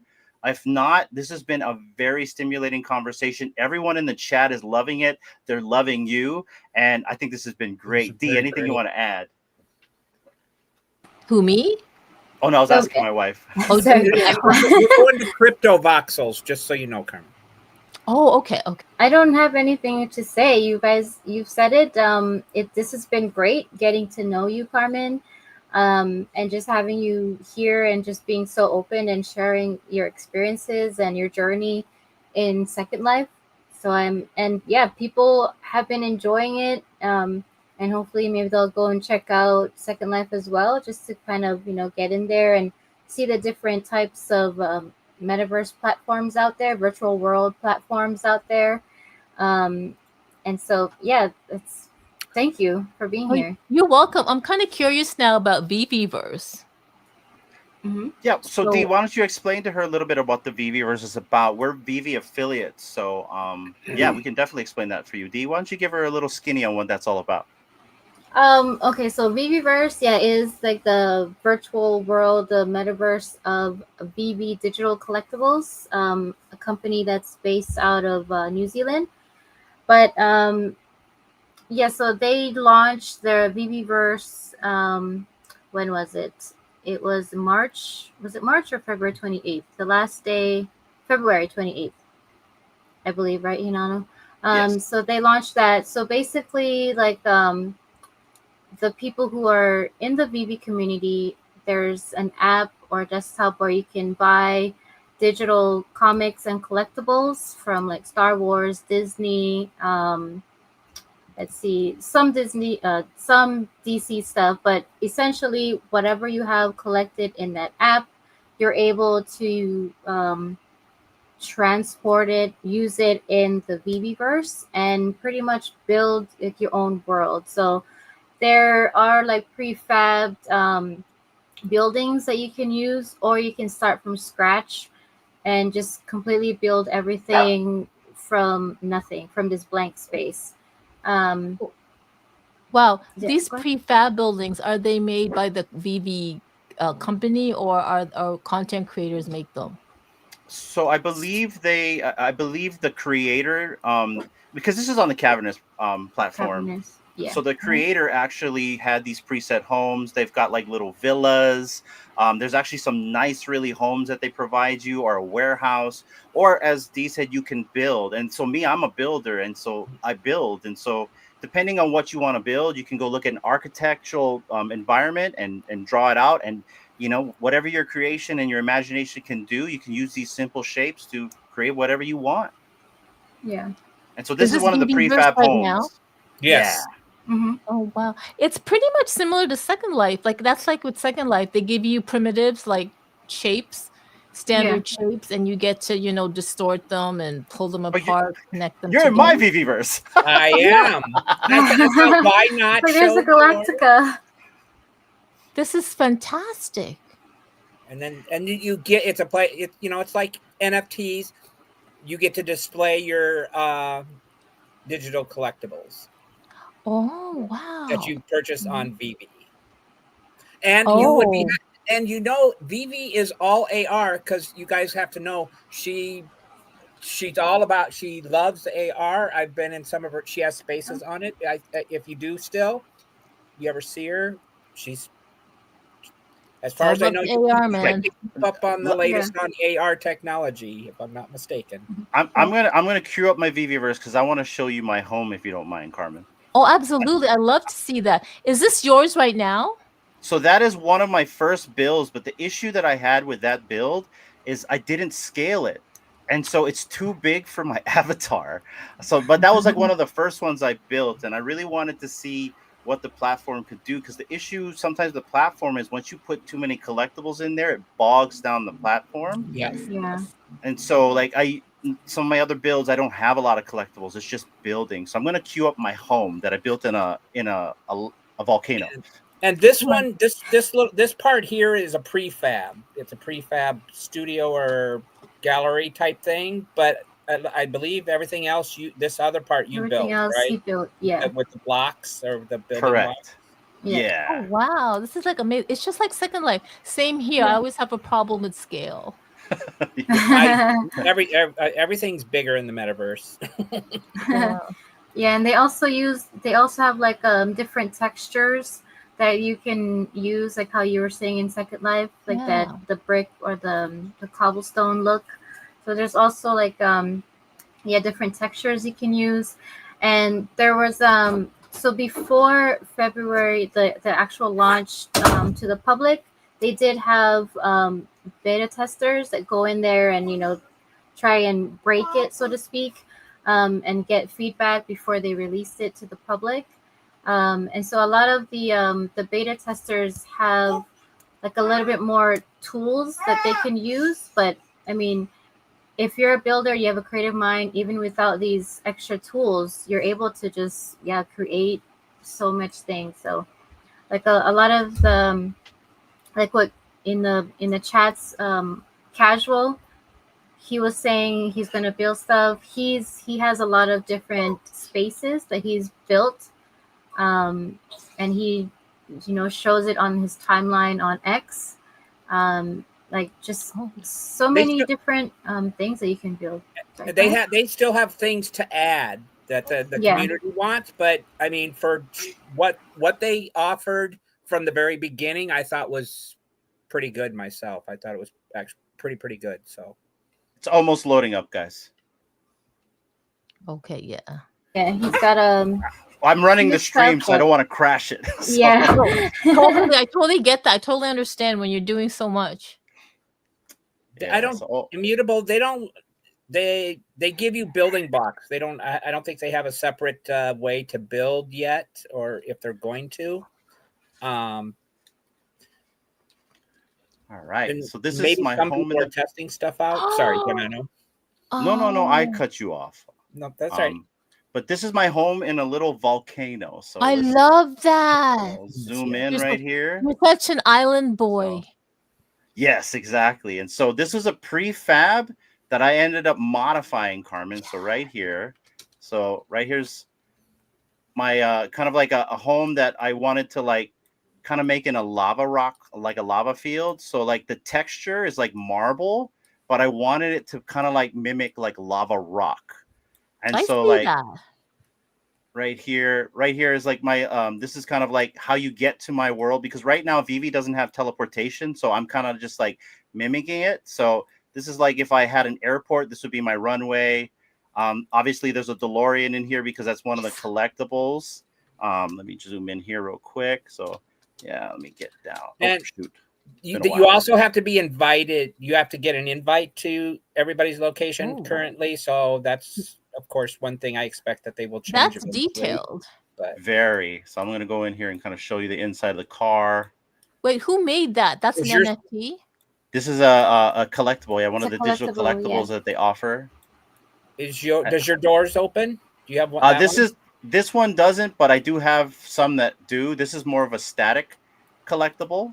Well, I don't know. Maybe this. No, yeah, that's the static. So. I'm waiting for them to let my animated ones in. That's what I can't wait for. Oh, so this one does open. So right here, Carmen's the flying version, right?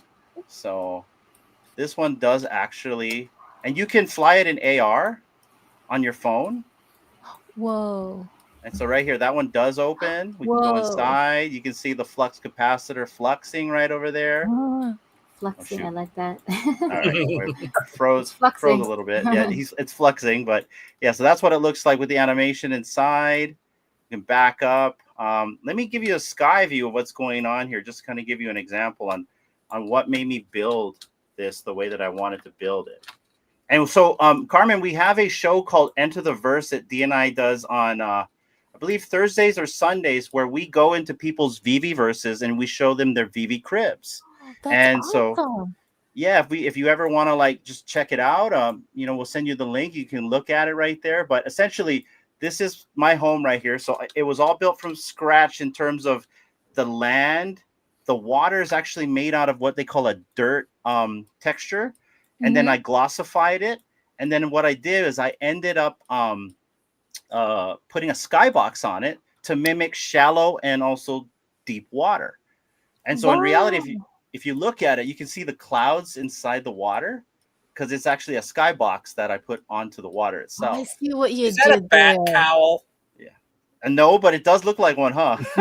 So Well, he loves Batman, so I you know. That's know. why I thought. That's why yeah, so I thought so. that's what this looks like. Let me show you the inside of my home because I know because you said you're into architecture right here. Oh, these are my villas. So if you ever came and visited this, you would stay right here in these villas right here. Oh, that's so cool. Oh, this right here was a little crash because my wife does a show with two of our other associates called VV Radio, and they were doing like news in the VV verse, and so this was basically like somebody crashing into a home and they were reporting the news. Oh my So God, that is so I love cool. that. I love yeah. So in fact, I think this is the Back to the Future train in here. Um, Yeah, it is. yeah, there it is. The train's upside down. So We needed it for the effects. okay, so let me show you in the home. We'll start at the bottom right here. So essentially, the prefab home is everything under here. And then I added a lanai because why not have a lanai, right? If you're from the island, you got to have a lanai What's a lanai? That's like a veranda or a porch. Mhm. or a Like an Florida outside room. Did you porch, ever? yeah. Do you ever watch the Golden Girls? They always talked about going out under the lanai. Oh, I don't recall. And then so right up here, oh shoot, a little bit too fast, Hinano. So yeah, we'll go up. It's been a while. So this is kind of like where my office is at. So if you kind of look in here, it kind of like gets a nice little backdrop of the sunset right there. Wow. So my daughter, she loves kind of playing around in the VV verse.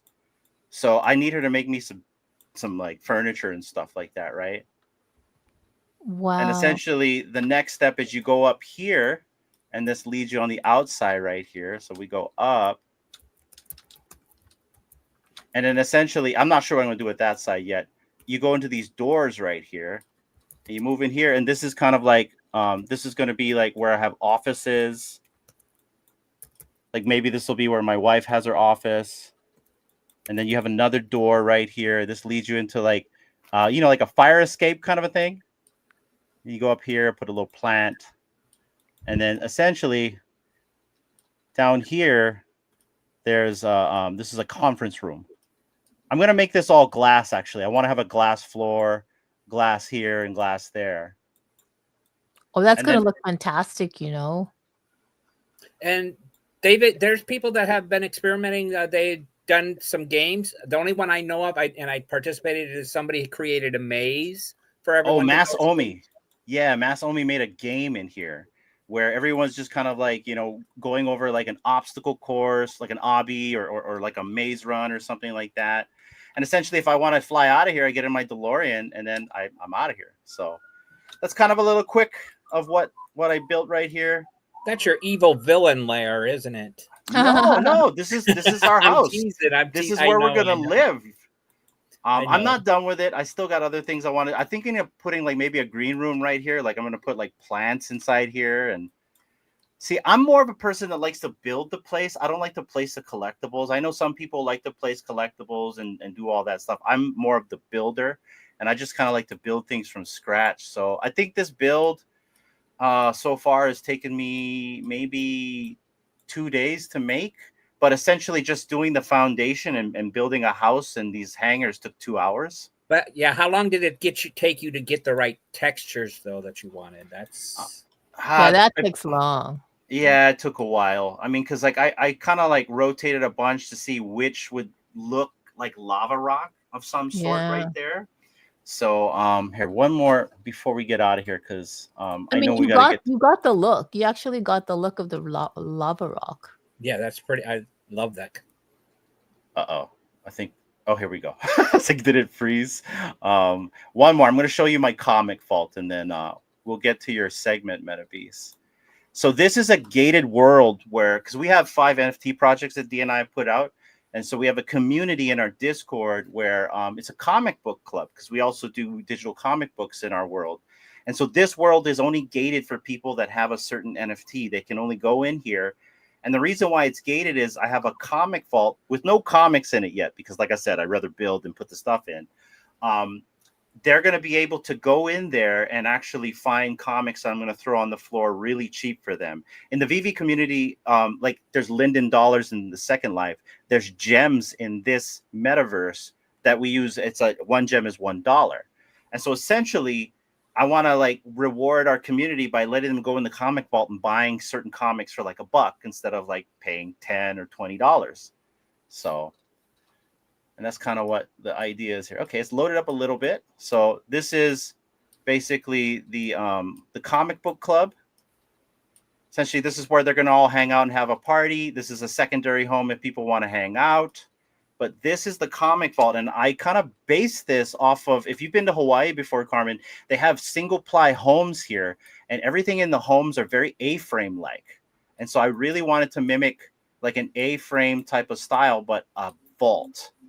And so essentially when you get into the vault, this is the lobby right here. Wow, that looks so cool. Little gates right there. Here's the thing with all these virtual worlds. Like, I mean, with all these virtual worlds popping up, you have different communities and groups that are pretty much, that is their go-to or default virtual world. So when you think about connecting as human beings, right?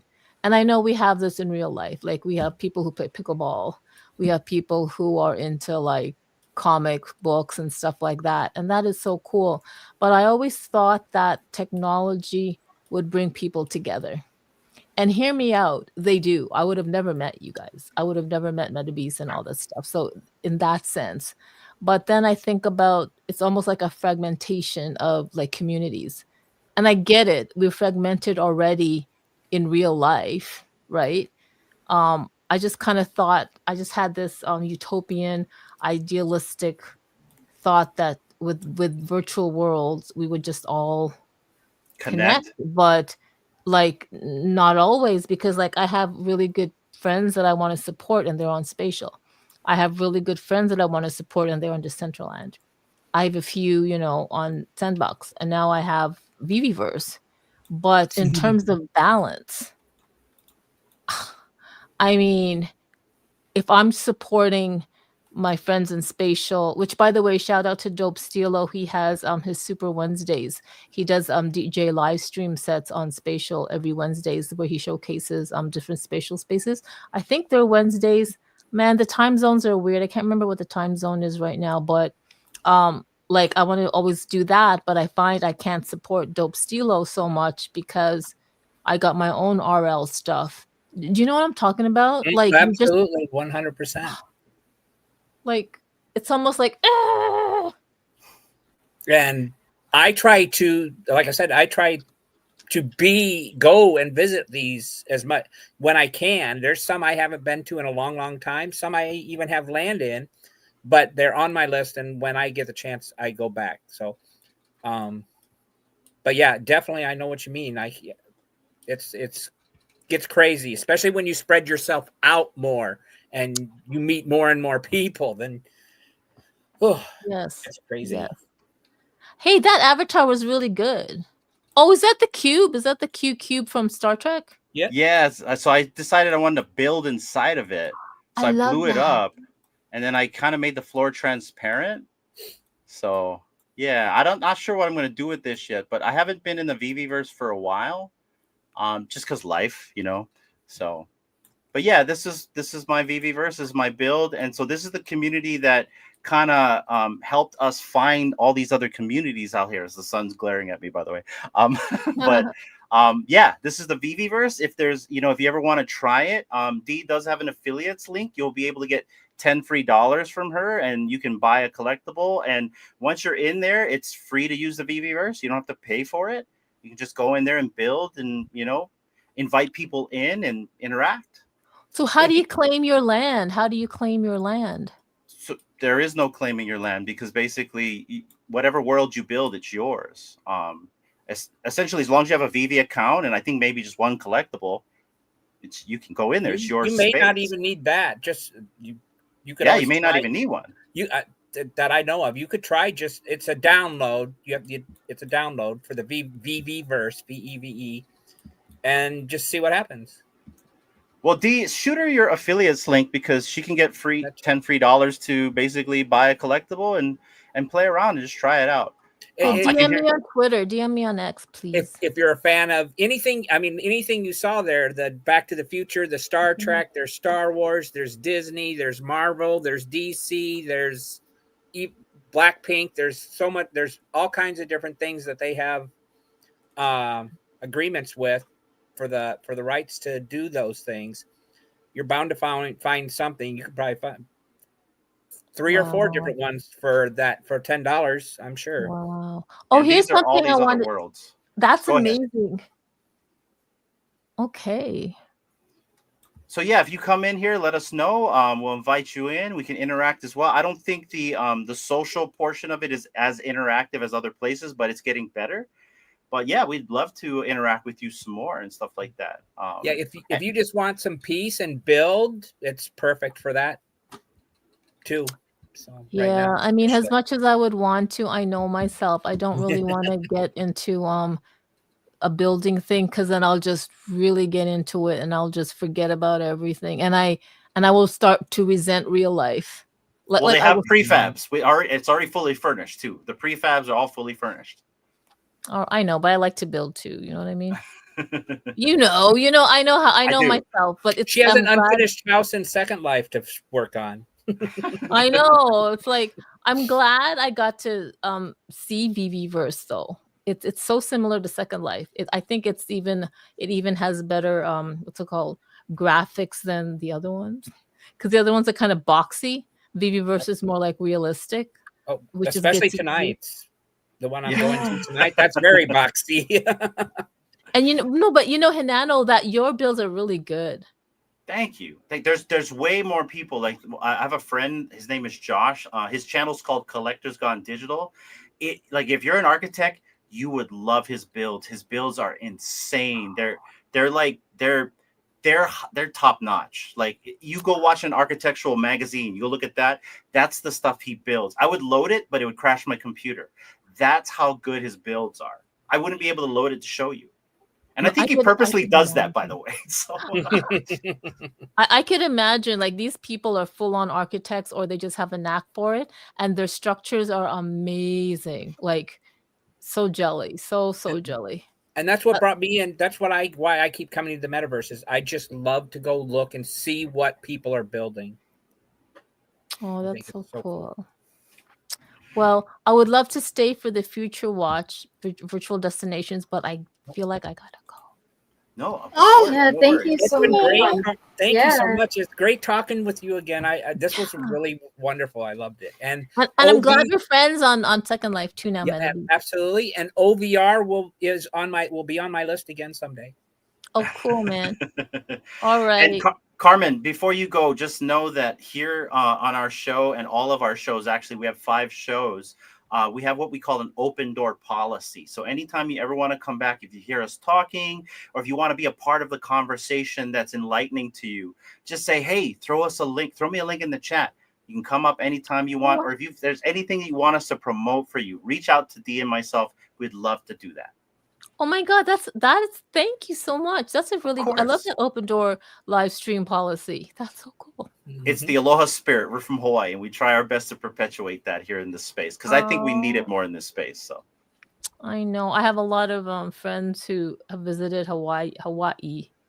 What's that annual Merry Monarch Festival? Oh, it's happening right now, actually.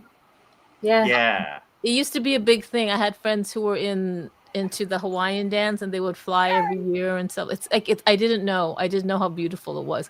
I didn't know until I knew. So my parents actually, they do that every year. They have a booth, and my dad sells his art.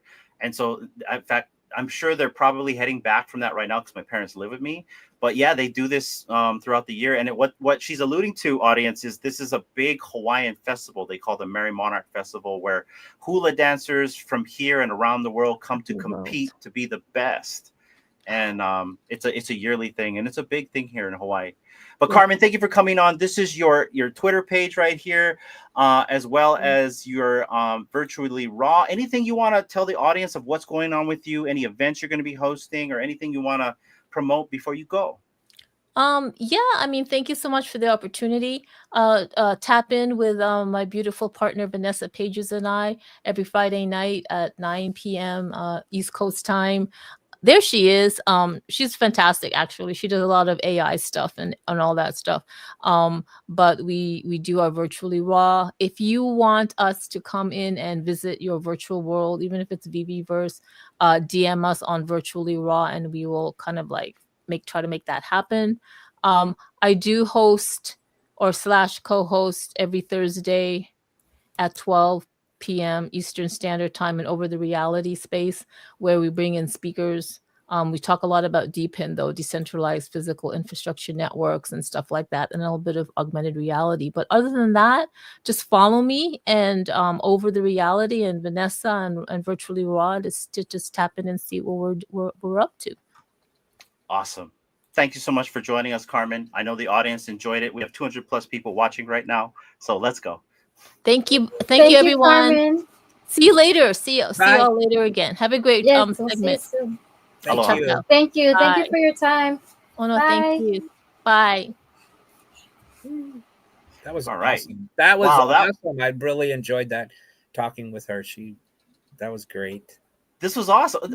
100%. Like, I was not gonna, because we're storytellers here, right? And we like to explain memories or anything that was like that happened throughout our life, and we got to hear memories of her virtual life that went back and forth between her virtual and her real life. It was such an amazing conversation. I appreciate everyone watching. There was a ton of people in this chat enjoying this conversation, and it's been awesome. But Metabeast, I think it's time to get to Cryptovoxels. Kind of give the audience an idea of where we're going today on your actually, maybe we'll wait until we get to your transition. How about we do that? Perfect. All right, guys, we will be right back.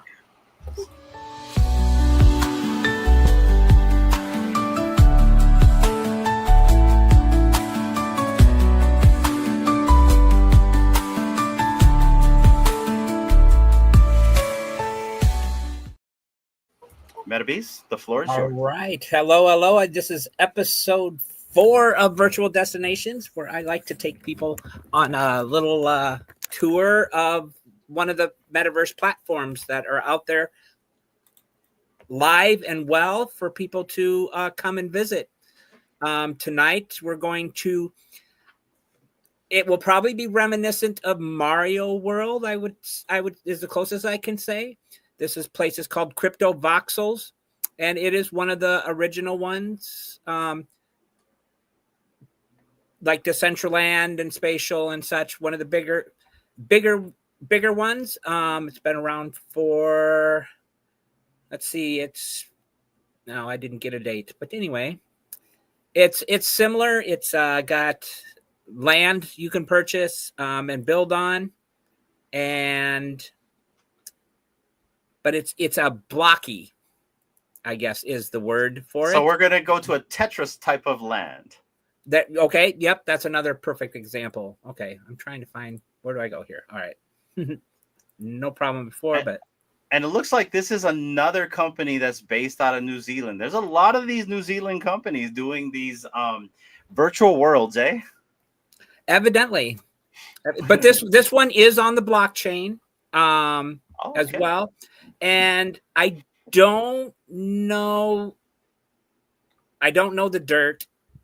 I've just heard some things here and there or read them on Twitter. But I do know recently, within the last several months, I have seen who I believe is one of the main people behind it is constantly making changes and working on improvements and just, doing what they can to make the world better. I have spent a little bit of time here. There's been parties, or so to speak, DJ of music events. One of the groups I had, the main group that I hung out with or went to was called the Afro Droids. And there's been some events with Decentralized. They've done some crossover stuff like that as well. But I'm going to take you. So this is the home screen when you first come in. You got maps, parcels, users, WOMPs you can check through. But I'm going to take you to somebody I used to check back and forth with a little bit on X. They go by Voxel Living. So I'm going to go there first. I kind of put out there to see if anybody would had suggestions on where to go.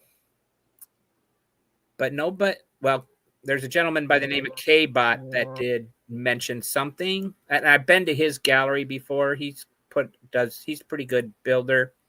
Made some pretty cool stuff. So this is kind of like the first Minecraft, if you think about it. In a sense. Well, I don't know if Minecraft's been around longer or not. This is wow. This is really kind of actually this. Northern Lights. I've not seen anything like this in here before. This is really actually kind of cool. Yeah. Huh. You got the Aurora Borealis. It looks like. Yeah. I love how it's like kind of like you get that fishbowl effect when you rotate. I hear music. Yep. Oh, whoa. Let's see. So. Oh, is that underwater? Yeah, I can't steer. Yep, I was. Interesting. You in water and under. There's a theme here. One of these days, I'll take you to Income Island, where I drove a meta rides, and I always end up in the ocean with it. They don't allow me to drive there anymore. So Metabeast, how do you connect into this? Do you need a certain asset? Do you need to connect a wallet? Nope. Wallet, I believe, I don't know if they have or if you can do it with wallet or email, but MetaMask is the typical most popular one. It doesn't have to be, but yeah, connecting with wallet. You don't have to own anything. Okay, come on. Cool. So is there a currency in this virtual world? I mean, I'm sure there is. Voxel, right? So that's kind of what I'm guessing. Nope, I'm going to confuse it with the sandbox. Nope. It's okay. There we go. Oh wow, that angle is so cool. When you right there. That is so cool. That's me trying to get out of the water, and I keep coming back down. You can't fly? There we go. Okay. I was double space barring in it, which interesting. Which is what it is in some, and others it's just F. Like it makes sense. Is that a boat? Looks over there. Yeah, look, it has that fishbowl effect. Oh, there's one existence. Oh, here he goes, back in the water. I have clothes somewhere people have given me. Where are your clothes? So there. Is that a jet ski? Yep, or a jet boat. Wow, it's reminiscent of Legos. That too, yeah. Or 8-bit, whatever you wish to call it. There's some pretty amazing artists out there this is what they like to build with. Miguel Amargo. Miguel Amargo is one that I know of. He's done some stuff with the Bit Beast, and I know him from Decentraland. He's amazing.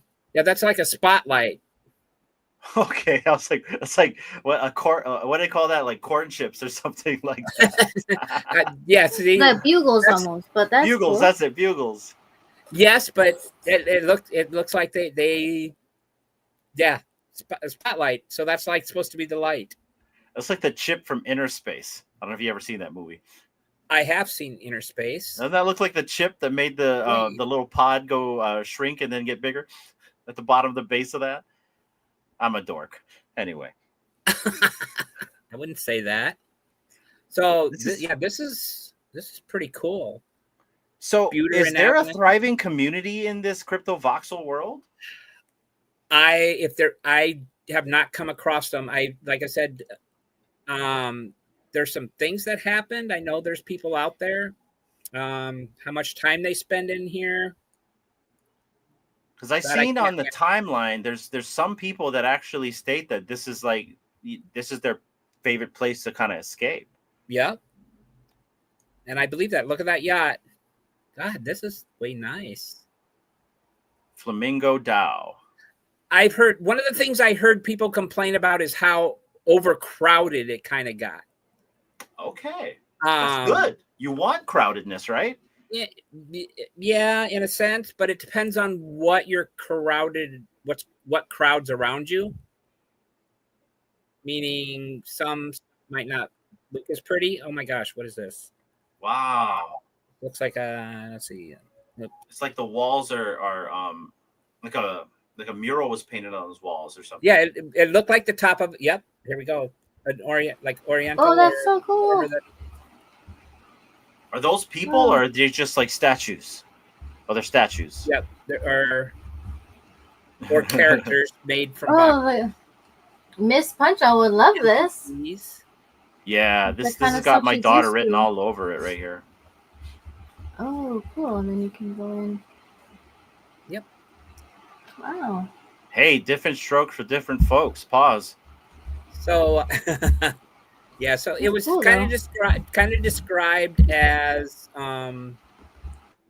more of an artsy, I guess, type. But like I said, I've been to events, music events, and that's about it. It's been a while.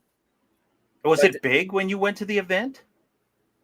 Yeah, there was quite a few people there. There was a good number, and they were, people were great. That's several of them gave me the wearables for in here. Is that a panda bear? Yes. Yeah, on top of the building. Okay, yeah, right there. I was like, wow, that's so cool. Panda. Something was moving. I don't know if it was moving because it's. Okay, yeah, it must. Oh, yeah, there you go. You don't know. I thought maybe somebody was active for a second. Maybe it's pulsing back and forth. Yeah, it must be automated. Oh. Interesting.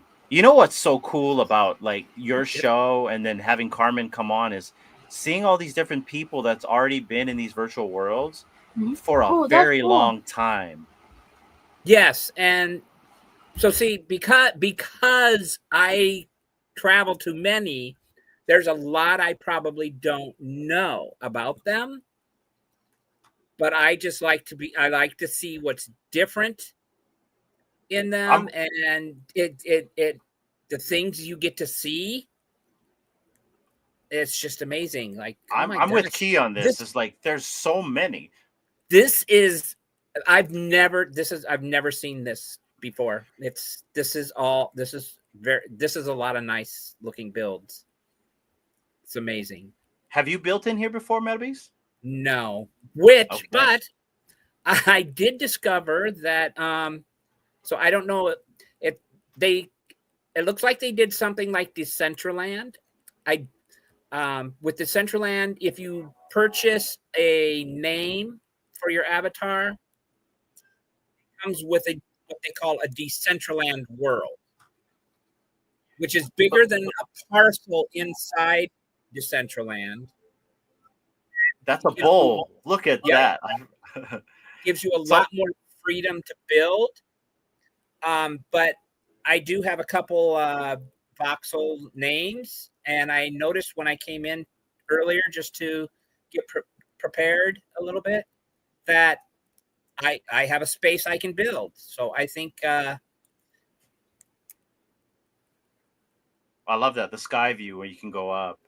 Biggest Bro says you are truly a Metabeast, man. So much knowledge across all the verses. Oh my gosh, there, there's a list I have. We got plenty more plenty more out there to go visit. So, but this is the way. I'm so glad I came over here. So, I haven't talked to Voxel Living in a long time.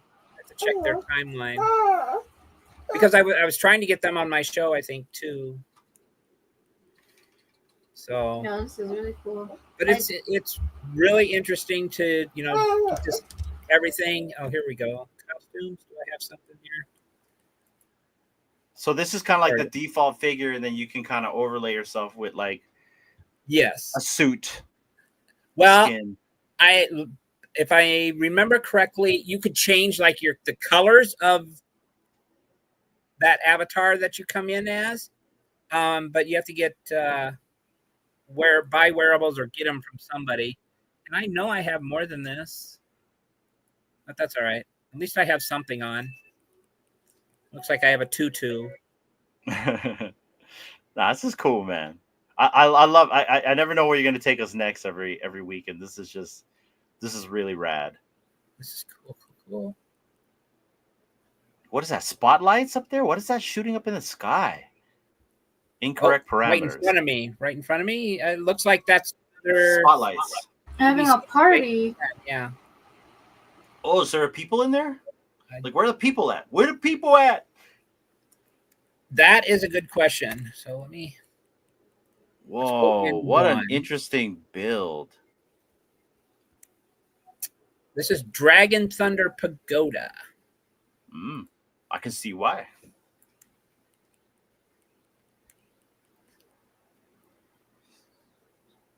Oh, it's got to be kind of hard to find your way around. It looks really cool, though.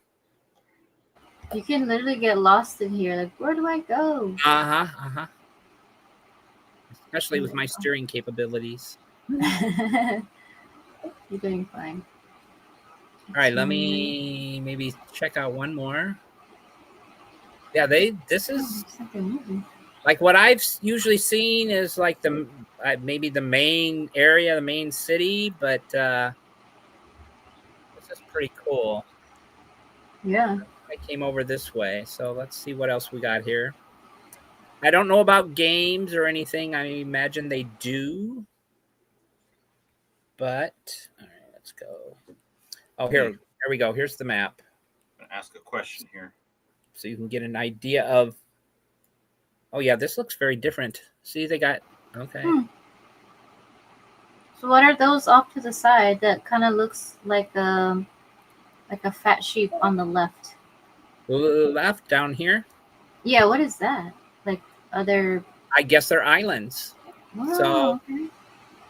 I think that's new. Oh wow!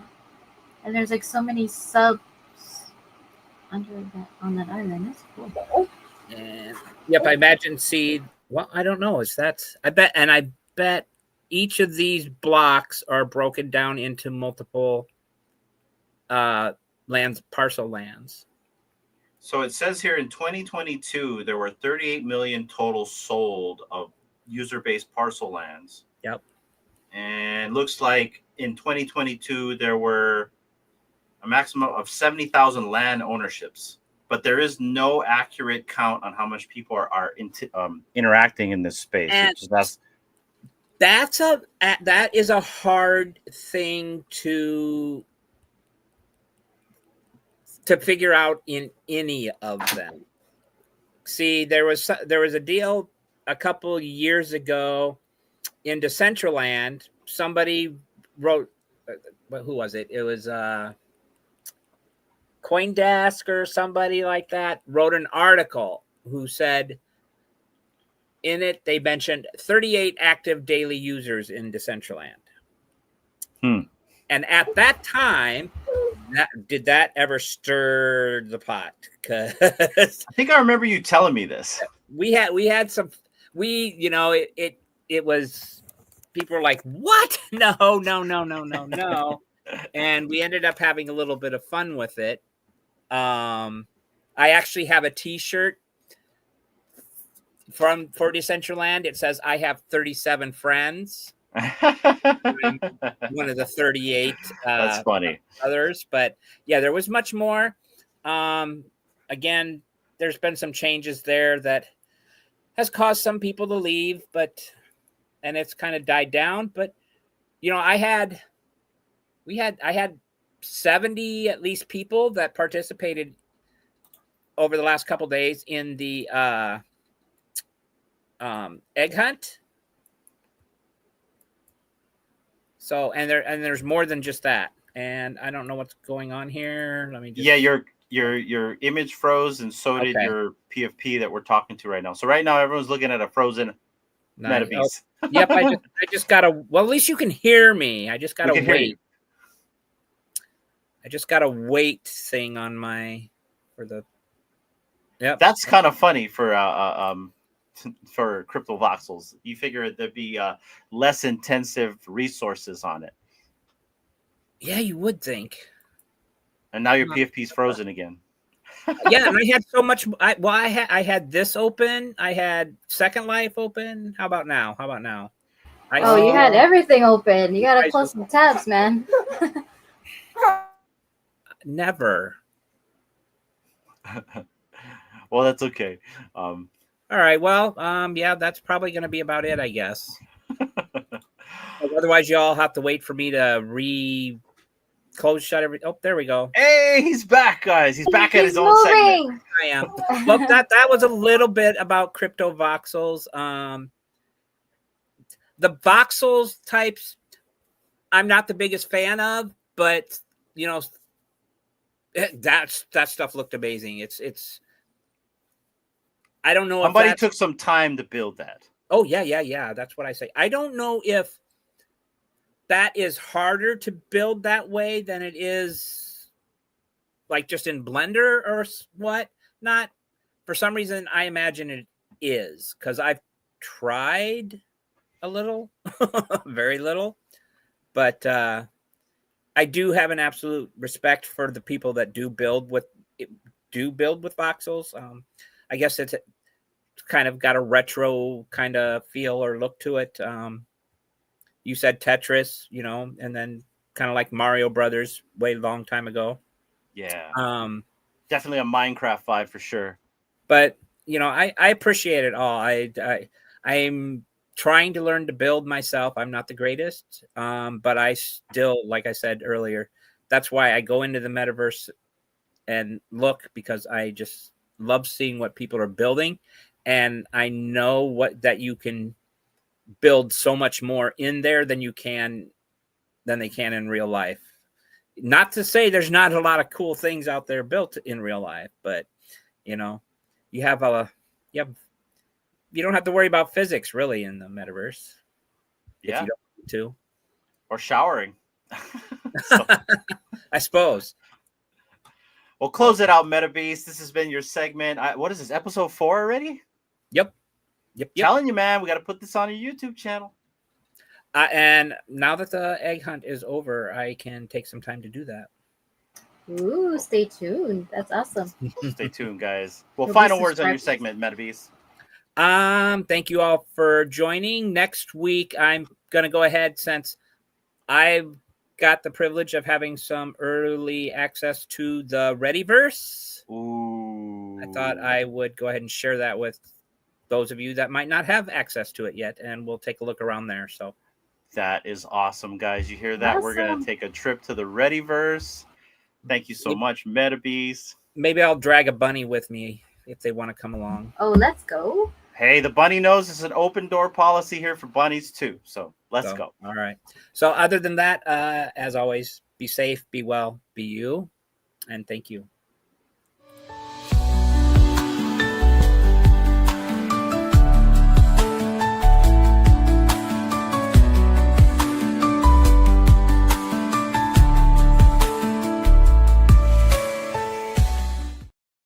Guys, this has been an action-packed show. This has been fun. We got to meet Carmen. We got to really understand what Second Life is about. We got to take a tour on virtual destinations to Cryptovoxels. This has been insane. D, give me your final words, because I'm speechless. It's been great. I mean, we got back-to-back. Actually 3. We kind of showed the VBverse. So it was like, yeah, action-packed with virtual worlds versus whatever you want to call it. It's been, yeah, and I'm so glad that we have people out there in the community, besides Metabeast, who can come and, shed some light on other projects out there that I personally have never heard of. And I appreciate you being here, Metabeast, even for your segment, and knowing that you've known Carmen before today.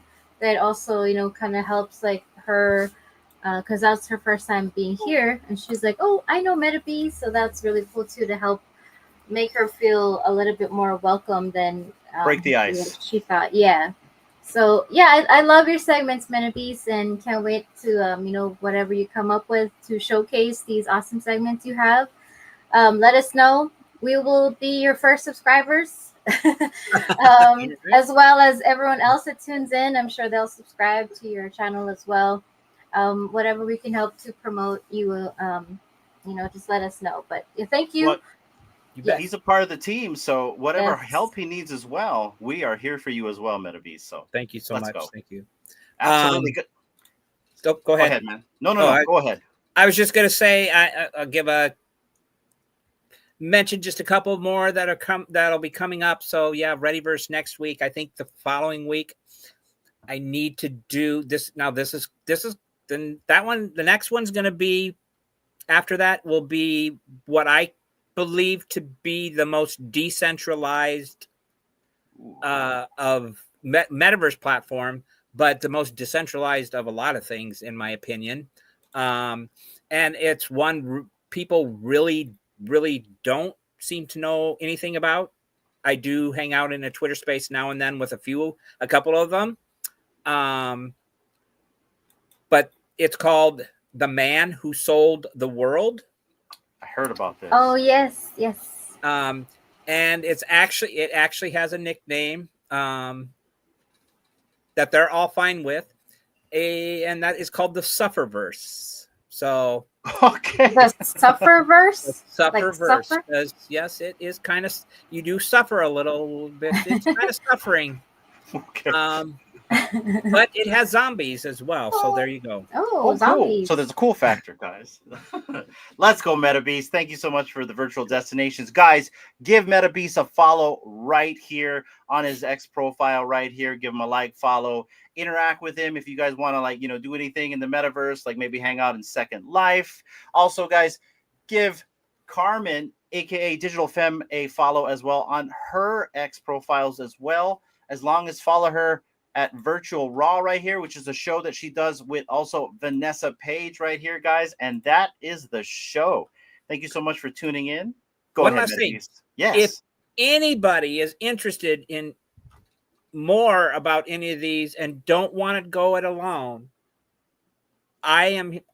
this is something I offer all the time. I have yet to have anybody actually take me up on it, but I am more than happy to help you get started, get in there, and then set you free. So if you want the help or have the questions, just reach out. I'm more than happy to do that. Virtual travel guide. Book it. Yep. It's you better do it while it's still free, guys. Yep. That's right. Shout out to Metabeast. Shout out to D One and Only, as well as our producer over there, always producing, as well as the audience. We had 200 plus people watching at one time to hear Carmen's story and also to have Metabeast take us on his virtual destinations. Guys, this has been Future Watch. Thank you for tuning in. We appreciate everyone for tuning in every single time. And we will see you again next week. Same time, same channel, same media group. Take care, guys, and aloha. Future Watch, the signal's clear.